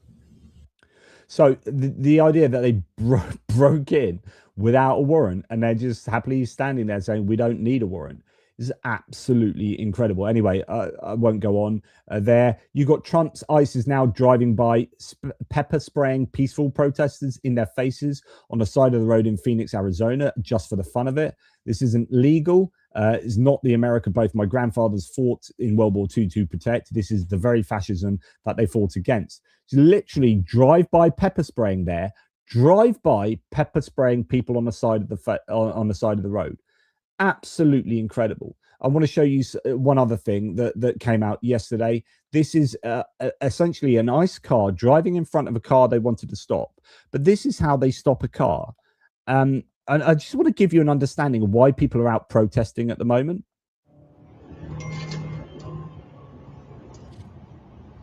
I think someone needs to call 911. They are seriously like attacking me. We'll call 911 right now. Yep. What's your location? Call 911. I'm right at the corner of Jefferson.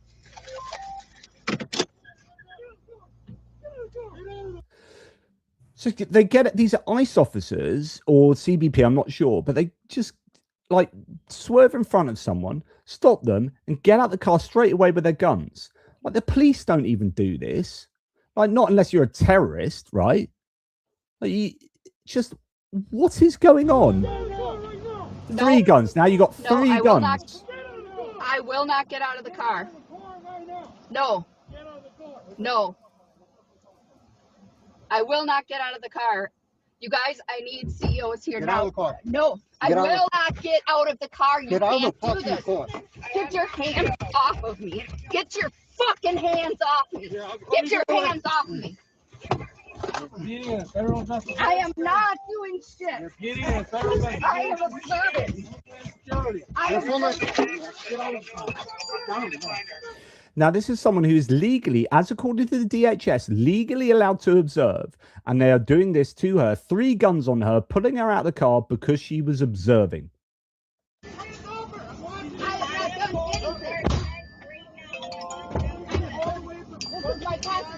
Right? I'm calling 911 right now. I am not. You cannot arrest me. I'm observing. You can't arrest me. I'm observing. You cannot. I am not. You're taking a video too. So on and so forth. So the idea is that you're not observing, you're impeding, is the claim that they make. But I don't think that particularly stands up to any kind of scrutiny. And of course, ICE now, I say of course, ICE have now moved off to Springfield, Ohio, where you've got the Somalian contingent of the, well, contingent's probably the wrong word. You've got the Somalian communities that are living there that were targeted with they're eating the cats, they're eating the dogs, right? In Springfield, Ohio, says Tim Schneider, people are preparing in advance of a large deportation promised by the president. To all appearances, the city is 2 or 3 days from a federal ethnic cleansing grounded in a hate campaign organized by the vice president and American Nazis. I mean, that's how Timothy Snyder, the historian of kind of fascism, is seeing it. Just interesting, Cato Institute, which is a libertarian but right-leaning think tank, released some data. Immigrants use 24% less welfare than native-born Americans. Ouch. Welfare used by immigration status in 2023 dollars, immigrant native. So this idea that they're coming, they're stealing our jobs, but they're also stealing all our welfare. Well, they can't be doing both. If they're working, then they're stealing your jobs, maybe. And if they're just sitting on welfare, then they're stealing your welfare, but they can't be working and stealing your welfare. So this is a myth, of course. They aren't stealing the welfare. In fact, they draw less from welfare than indigenous Americans. And this is something else that's also been getting people upset, and rightly so. This is a video that's been leaked from an immigration center believed to be in 31 Hopkins Plaza in Baltimore, Maryland, where legal immigrants are not allowed, legal, that is legal, not illegal, legal immigrants are not even allowed to bath for over 10 days. The person speaking Spanish is saying the following: look at how they have us here. Look at how immigration is treating us. There are people here who are legal. There are people who are not legal. There are people who are losing their families. They are kidnapping us. They have us in a warehouse here in Baltimore. They beat us. They beat an older man. We can't take it anymore. They have kept us here for more than 10 days without bathing and enduring hunger. Right. And they've now, I think ICE, aren't they buying up a load of massive warehouses around the United States for exactly this purpose? So this is getting to be really, really significant as an issue, I think, as a humanitarian issue. Now, the Minneapolis chief here says it, I think, brilliantly. Let's listen to what he has to say. Even if there is an investigation that ultimately proves that at the time of the shooting, it was legally justified, I don't think that even matters at this point, because there is so much outrage and concern around what is happening in the city. What do you mean it doesn't matter at this point? You mean the situation on the ground is already, the impression is left? People have had enough. This is the 3rd shooting now in less than 3 weeks. The Minneapolis Police Department went the entire year last year recovering about 900 guns from the street, arresting hundreds and hundreds of violent offenders, and we didn't shoot anyone. And now this is the 2nd American citizen that's been killed. It's the third shooting within 3 weeks. People have been speaking out, saying that this was going to happen again. And I think everyone is kind of waiting for folks on both sides to come together and just figure this thing out. The point here, as is pulled out by Brian Allen, third shooting in less than 3 weeks. Minnesota Police Department recovered 900 guns last year, and we didn't shoot anyone. ICE recovered a gun from the scene from the waistband of someone and shot him 10 times in the back. It's not sustainable. As a Minnesota Police Department proves, you don't have to shoot people that just have a gun. We recovered 900 guns and we didn't shoot anyone. That's a real slap down to ICE there from the Minnesota Police Department.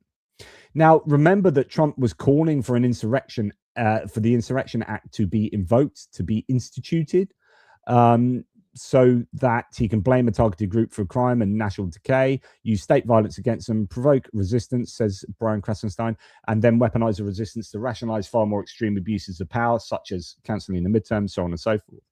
But he actually walked a bunch back because I think he realized this was so politically disastrous for him and the GOP. He had a chat to Governor Tim Walz, who's been slagging off in public, and Taco Trump, he's like this all the time. He did this with Mamdani, the mayor of New York. Slagged him off, says he's the worst of the worst, and then speaks to him and is like all matey and lovely. Governor Tim Walz called me with a request to work together with respect to Minnesota. It was a very good call, and we actually seem to be on a similar wavelength. I told Governor Walz that I would have Tim Homan call him, and that we are looking for any and all criminals that they have in their possession. The governor very respectfully understood that, and I will be speaking to him in the near future. He was happy that Tom Homan was going to Minnesota, and so am I. We have had such tremendous success in Washington, D.C., Memphis, Tennessee, and New Orleans, Louisiana, and virtually every other place that we have touched, and even in Minnesota. Crime is way down, but both Governor Walz and I want to make it better. This idea that I'm going to pull out Greg Bovino, the guy in the Nazi overcoat, and I'm going to push in Tom Homan, who is not a great guy, to be honest. I mean, he's a Project 2025 author of, the Easy Immigration Czar. And then in a super long post on True Social, Trump backs off the invasion of federal agents into Democratic-run cities in the most Trumpian way possible. So this is peak Trump here.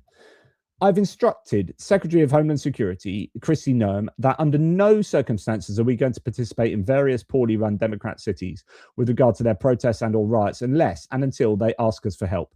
We will, however, guard, and very powerfully so, any and all federal buildings that are being attacked by these highly paid lunatics, agitators, and insurrectionists. Please be aware that I have instructed ICE and or Border Patrol to be very forceful in its protection of federal government property. There will be no spitting in the faces of our officers. There will be no punching or kicking the headlights of our cars. There'll be no rock or brick thrown at our vehicles or at our patriot warriors. If there is, these people will suffer an equal or more consequence. In the meantime, by copy of this statement, I am informing local governments, as I did in Los Angeles, that they were rioting at the end of the Biden term, that you must protect your own state and local property. In addition, it is your obligation to also protect our federal property, buildings, parks, and everything else. We are there to protect federal property only as a backup, in that it is local and state responsibility to do so. Last night in Eugene, Oregon, these criminals broke into a federal building and did great damage, also scaring and harassing the hardworking employees.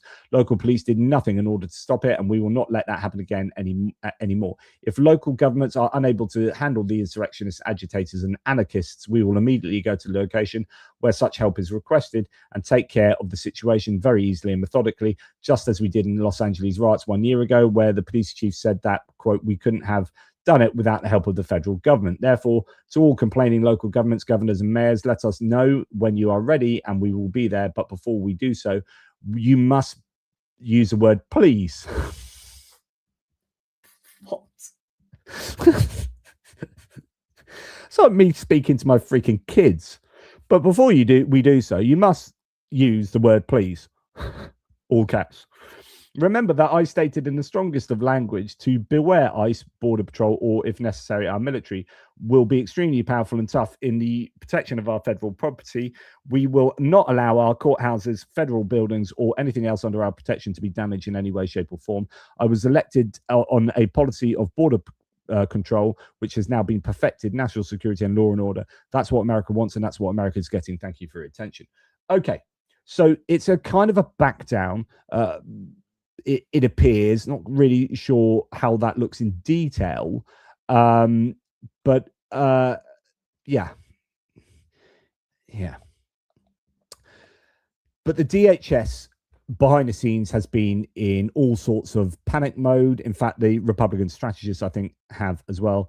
Since yesterday's deadly shooting in Minnesota, so this is going back some time, I've talked to more than half, says Bill Malugan, half a dozen federal sources involved in immigration enforcement, including several in senior positions, who all tell me they have grown increasingly uneasy and frustrated with some of the claims and narratives DHS pushed in the aftermath of the shooting. Specifically, I'm told that there is extreme frustration with DHS officials going on TV, Kristi Noem, Greg Bovino, and putting out statements claiming that Alex Pritty was intending to conduct a massacre of federal agents or wanted to carry out maximum damage, even after numerous videos appeared to show those claims were inaccurate. While they say it was a terrible decision to show up with a gun and inject himself into a federal law enforcement operation, there's no indication Pritty was there to murder law enforcement, as videos appeared to show he never drew his holstered firearms. These sources say this messaging from DHS officials has been catastrophic from a PR and morale perspective, as it is eroding trust and credibility, comparing it to when Democrats falsely claimed the border was closed or that Haitians were being whipped at the border.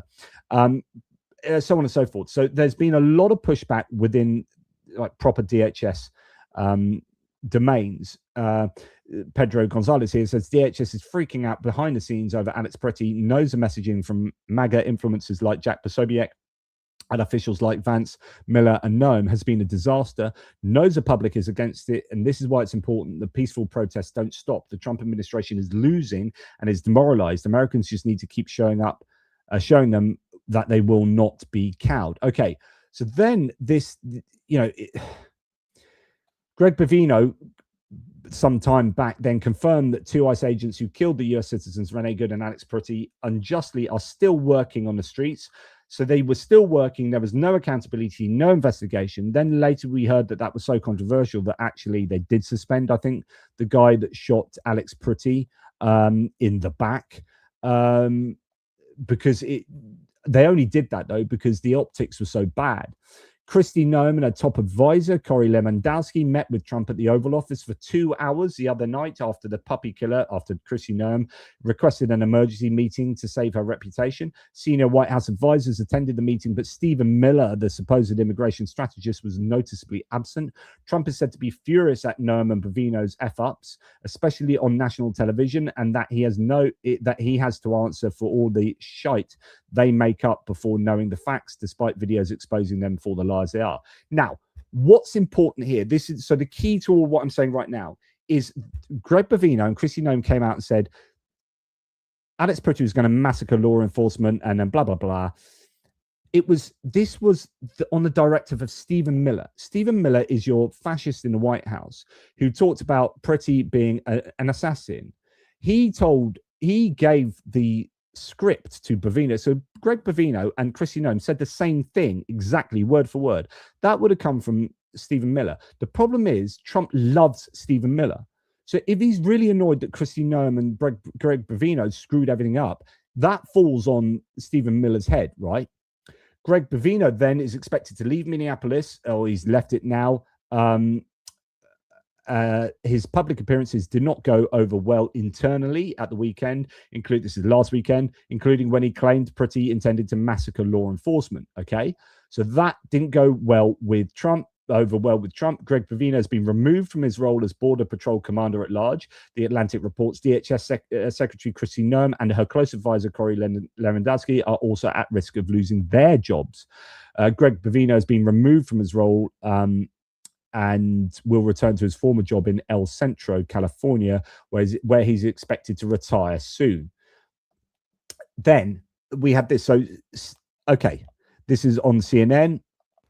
Yeah, Aaron, this is quite stunning coming from Stephen Miller, who, of course, has been one of the most hardline immigration enforcers when it comes to President Trump's administration. He is essentially conceding or acknowledging that there might have been a breach of protocol when it comes to the shooting of Alex Preddy. And just a reminder, this is the same person who said that Preddy in the aftermath was a would-be assassin. This is what the statement says, and he lays this out very clearly. It says that the White House provided clear guidance to DHS that the extra personnel that had been sent to Minnesota to force protection should be used for conducting fugitive operations to create a physical barrier between the arrest teams and the disruptor teams. Goes on to say, we are evaluating why the CBP team may not have been following that protocol. So that's the first piece of news that we're learning here.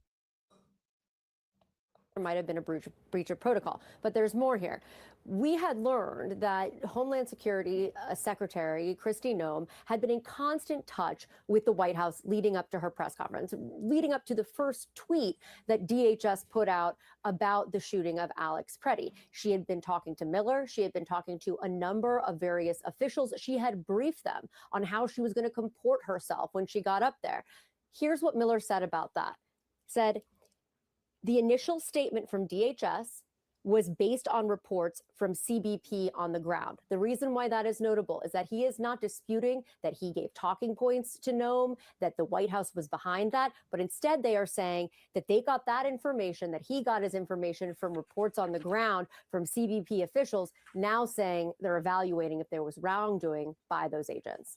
So Stephen Miller now admits there's a breach of protocol and says that yeah, he admitted that there's this understanding that he spoke to Kristi Noem and Greg Bovino, gave them the talking points, but he's blaming the people on the ground, the CBP, for giving them wrong information.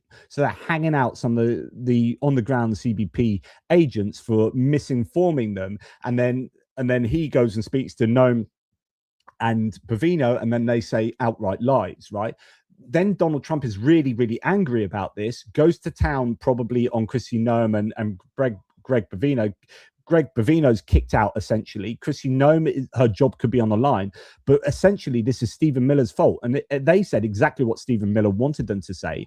And I'm fairly sure none of it would have come from people on the ground type thing. So, yeah, pretty incredible stuff there.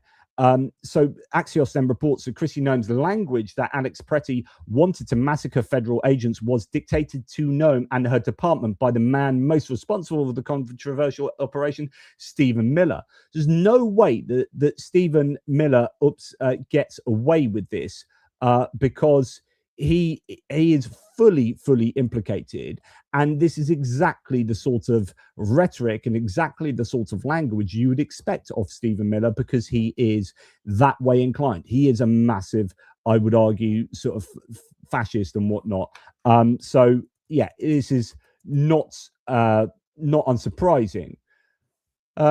So Mark Caputo says the man behind the Minnesota massacre misinformation is Stephen Miller. Noem is telling others she feels hung out to dry and was just following White House direction. 100%. If she's saying word for word what Greg Bovino says, you know they've both been fed the same kind of script. That is Stephen Miller. And Stephen Miller is hanging them out to dry, although trying to blame the CBP agents. But Greg Bovino is kind of offloaded, and Donald Trump is peed off with all of them.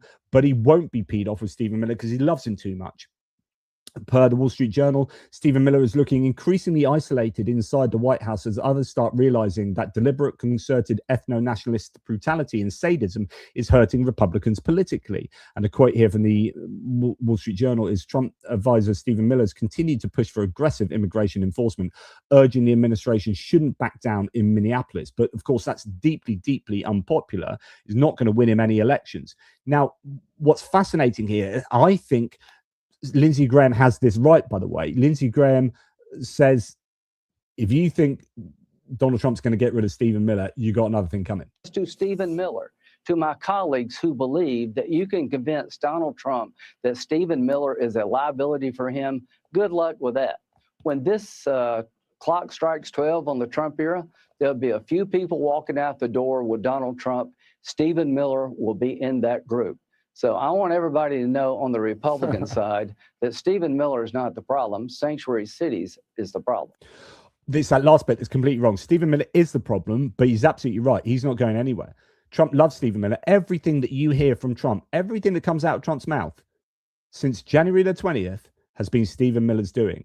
He has been promoted from Trump 1.0 time to essentially, I think he's the Grimer Wormtongue to King Theoden in the White House. And Stephen Miller is responsible for all of the policy and all of the rhetoric. But it didn't happen after the shooting. I mean, this was a really horrible bit of footage that came out concerning a woman. Mother. Oh my God. Oh my God. Oh my God. So she had part of a hand shot off from a less than lethal round shot at her point blank range at the Alex Pretty Memorial, and severely was injured severely. She's an American Indian woman. And yeah, they used impact munitions on people mourning the man that they killed is the claim here. State violence is what they say.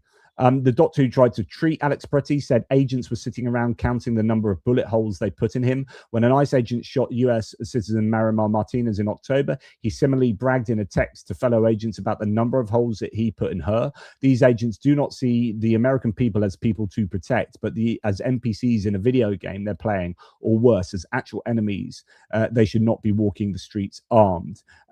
Really, really horrible details of the aftermath of this shooting. And it was kind of similar with Renee Good when they called her an effing B and all that kind of stuff. Yeah, no remorse at all. So, and then you understand that all of this, and I guess it's the same for any administration, to be fair, but certainly with this Trump administration, and you saw this with Kristi Noem and Greg Bovino's speech being exactly the same. Well, here we've got Congressman Brad Finstad releasing his statement, but copying and pasting it and including what he's been told to say, like including the instructions on Truth Social or Twitter, I'm not sure. So it proves that your Republican bootlicker in Congress are not acting as an independent branch. They even get their social media posts from the Trump team praising their leader and just copy paste it into the box. Rubber stamp Republicans. So he includes the instructions. Hi, Brad, I'm sending you a post on socials regarding the Trump walls conversation. This has been approved by staff. We'll be using the picture attached and caption for all three platforms. The caption, thank you, President Trump. So he includes all of that and just pastes that all into his social media and sends it without redacting the yellow part here, so that he just says, thank you, President Trump and Governor Walz. I'm pleased to see these recent developments. He's told to say that. There is no independent thinking going on in these in this administration at all. We heard that in Minnesota, they said, look, we'll pull out if you give us the voter registration details from Minnesota. This was a real, I think, indicator of what is on their minds. They want voter registrations files so that they can mess around with the next elections and argue that the previous election was fraudulently manipulated. Rachel Belyakov here says Trump is threatening to turn his ice goons loose in Arizona if Adrian Fontes doesn't let them steal the voter registration file. They're messing with the wrong Secretary of State. So you got the Secretary of State there talking about how they've been asked to give over the voter registration files there. And of course, they've gone and done an FBI raid in Georgia to take the voter registration or the ballots from the 2016 election, wasn't it? Tim Walz just had the best response to Pam Bondi over her demands for documents. Here's Tim Walz speaking. Several demands, I guess you would call them, regarding sanctuary cities, regarding fraud and voter rolls. Your response to that, and is there anything you can do to meet the Trump administration, at least part of the way, to try to turn this to? Well, first of all, it's not a serious attempt, and the Attorney General's in that. And I would thank the local folks and Commissioner Snell. Thank you to you and your team over there. In that letter, they talked about, you need to hand people over who are in your jails. They're taking credit for people that we've had in jail for a long time. we always hand them over, and the commissioner very clearly. So they're lying. They're lying. This has nothing to do with fraud, as the Attorney General said. They're not sending us forensic accountants, and these are things that have been we're dealing with now and have been for quite some time. So look, it's not a serious attempt to get at this. The way to fix this is get these folks out of here. We've continued to work with them. They asked us for these numbers. We provided them. We continue to show they're not serious. And look, I think everybody understands what the last request was, totally unrelated to anything on the voter files. This is, again, as the Attorney General said, Donald Trump telling everybody that the election was rigged, who started all this nightmare for America, has nothing to do with it. And I would just give a pro tip to the Attorney General. There's 2 million documents in the Epstein files we're still waiting on. Go ahead and work on those. Oof. You want to work on some documents? You can forget our voter registration files. Go and look at the Epstein files.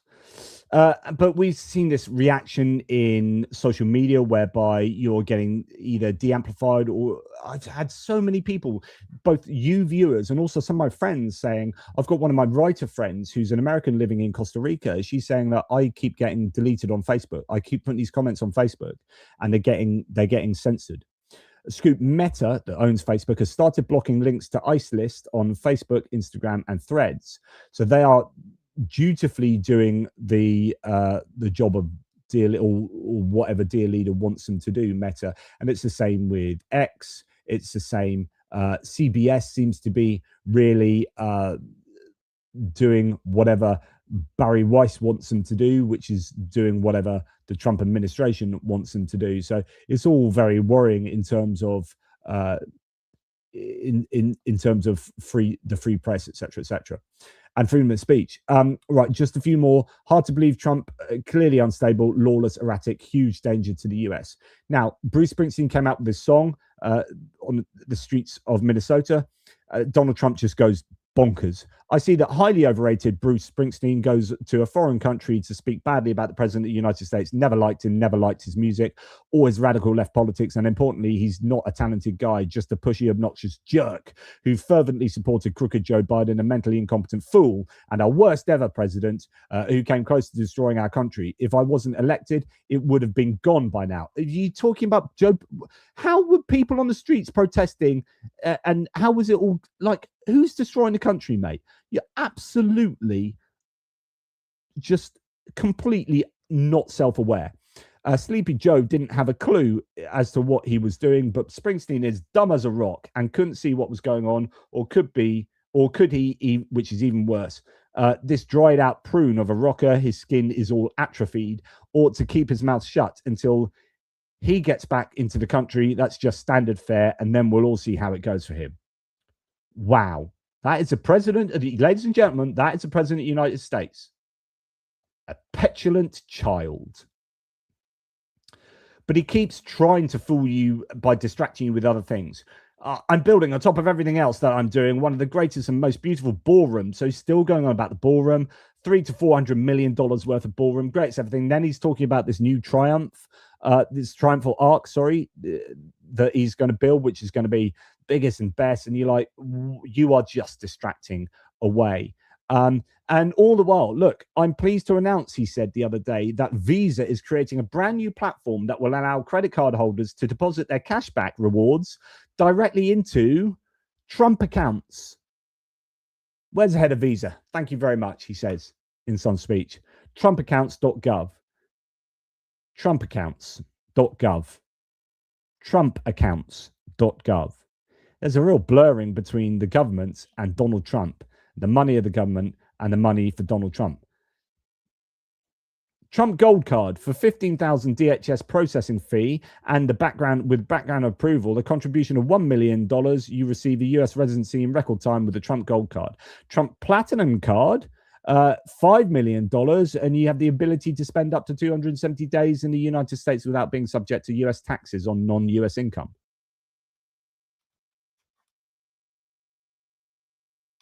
Even I cannot comprehend the level of audacious corruption, and I'm from the Balkans, says this source. Ouch. And then this whole thing where he said the other day, and I talked you through this previously, he wants Barack Obama arrested now with Tulsi Gabbard and these bombshell like conspiracy theory nutjob antics. Just as this source says, this man is extremely unwell. He's a delusional maniac who lives in a fantasy world, constantly posting fantastically insane nonsense like this he sees online from imbeciles who are even more deranged than he is. How the country and our leaders are numb to this is terrifying. Like the fact that he gets away with posting this kind of abject nonsense on a daily basis, and he's not called out. Like, he's not called out by people for saying this about Bruce Springsteen. Honestly, it's insane. And then you've got Don Lemon being arrested along with 3 other journalists, local journalists. Was it Georgina Fort? For reporting on the protests in the church in Minneapolis. Just, it's all going nuts. An assault on the freedom of speech. And I'm going to leave you with this. And I think this is a kind of canary in a coal mine moment. So you know that CBS has been taken over in this merger between Paramount and Skydance, and then they put Barry Weiss in charge of CBS, and now it's just become this mouthpiece for Trump. Well, this is Caroline Leavitt, who is the White House press spokeswoman, speaking to CBS reporters. Make sure you guys don't cut the tape. Make sure the interview is out in full. Yeah, we're doing it. Yeah. You said if it's not out in full, we'll sue your ass off. Oh, great. Okay. He always says that. We only have 19 minutes and 30 seconds, so 13 minutes. How long did we talk? The whole thing will be out. Yeah, the whole thing will be out. So, I appreciate you, Caroline. I appreciate you, Caroline, as she just threatens to sue their ass off if they don't show the whole clip or the whole whatever it is they're talking about. This is the White House speaking to CBS saying, if you don't show what we want you to show, we will sue your ass off. And that is a death of independent media. There you go, guys. That's you know, editing the press. Yeah. That's enough from me. I've spoken at far too much length, but you know, this has all been brewing for ages. I'm sorry it's taken me 2 hours to get through all of this. Just thank you for all of you for being here for that time. I am going to just go through the remaining super chats and comments here to just appreciate you guys and your support for the channel. We have sorry, we're going to start actually with Putin Puppet. Putin won't agree with the Second Amendment gun amendment to yeah. It's going to be interesting to see how Trump I don't suppose actually, unless there is any other incident that involves someone who legally has a gun, he'll just forget about Alex Pretty and brush it under the carpet, and there'll be no mention about gun control or the Second Amendment again. So Moggy one here says, thanks JP for all the time you put in. Yeah, thank you for being with me as well, because I know it's a lot of time investment you have to put into my channel. So I do appreciate that. But hopefully that gives you a real overview of what's happening in terms of, okay, so really, why did I do all of this? The end result is, it goes back to the beginning. Like, unless the Republicans change their strategy at the moment significantly, they are going to lose significant numbers of elections by significant margins. And the midterms are going to be an absolute bloodbath. Now, there's quite a long time until the midterms, and it's largely going to be around the economy. But at the moment, he's not doing anything to mitigate against the disastrous economic policies he's put in place. Inflation is going to get worse, I think, unless he sorts that out. But he's not looking like he's very serious about sorting out economic issues, because he's still maintaining these tariffs and attacking allied nations and making things far more expensive. And then you've got all the ICE issues to compound all of these other problems. And you've got the assault on democracy and the democratic backsliding. And the empirical data is showing that he's making the wrong decisions. So just like take your own political identity out of this, just from a strategic. If you were Trump's strategic advisor now, if you were Susie Wiles, like I would be saying to him, everything you are doing now at the moment is wrong. Just everything, not just ideologically wrong, forget that, but just in terms of needing to get people to vote for you in the midterms, everything you're doing is wrong, if that's important to you. Grunge thing, say Ronnie says, do you think Trump knows the difference between Portland, Oregon and Portland, Maine? That's a really good point, actually. Probably not. And do you think he knows the difference between Portland, Oregon in 2026 or 2025 and Portland, Oregon in 2020 after the BLM or during the BLM riots? Probably doesn't either. Mitch Mazarov, thanks, mate. Again, my Canadian friend. Recent moves by the admin reek of the same tactics employed in a constructive dismissal.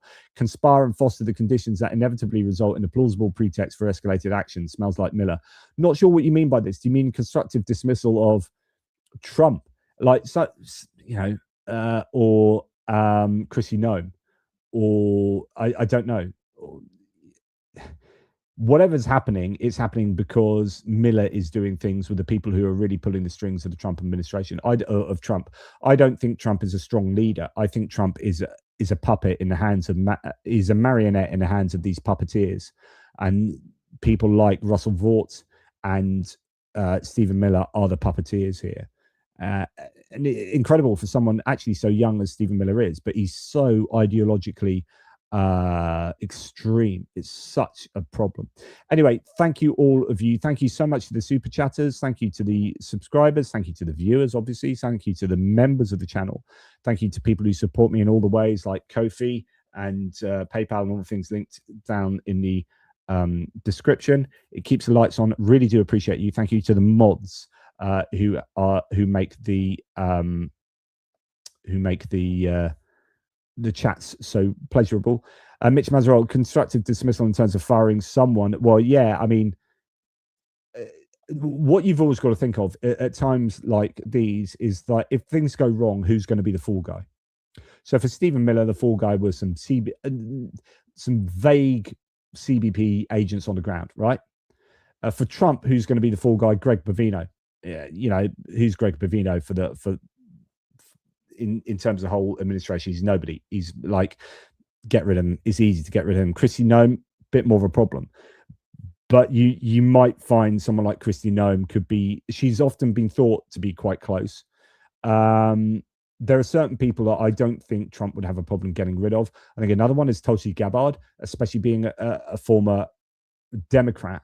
Like Tulsi Gabbard would be easy pickings for, like, she's been sidelined anyway. She's nowhere near like any decisions on Iran.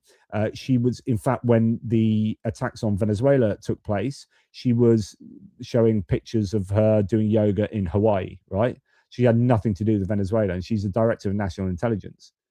She should be at the heart of these kind of decisions. So I think she could be one that goes. But yeah, you know, they'll be working out who can be the fall guy, but you can bet your bottom dollar it'll never be Stephen Miller. Like, he is the guy. I think you'll see Trump be a fall guy before you see Stephen Miller be the fall guy. And I wonder if there are people working out what goes on in the next few months if Trump exhibits more and more troubling physiological and cognitive behaviors, whether they have got a succession plan in place, and whether JD Vance is waiting in the wings, whether that's their man or whether they would have some other suggestion. But then, of course, you know, constitutionally it would have to be JD Vance, I presume. So yeah, and I think probably Vance is at the heart of the manipulations as well. One of the puppeteers, himself puppeted by or controlled by Peter Thiel, who again is at the heart of these things. So Miller is definitely the Miller is the key. Who will be VP then? Someone really, there are loads of choices, but it'd be will it be a very Magri person, or will they try and win back some of the moderates? I don't know. Interesting. I'll have to think about that. Oh, well, that's enough from me. I've got to go and eat my food. Take care, everybody. Sorry it's been a long one. Big love. Speak to you soon. Toodle pips.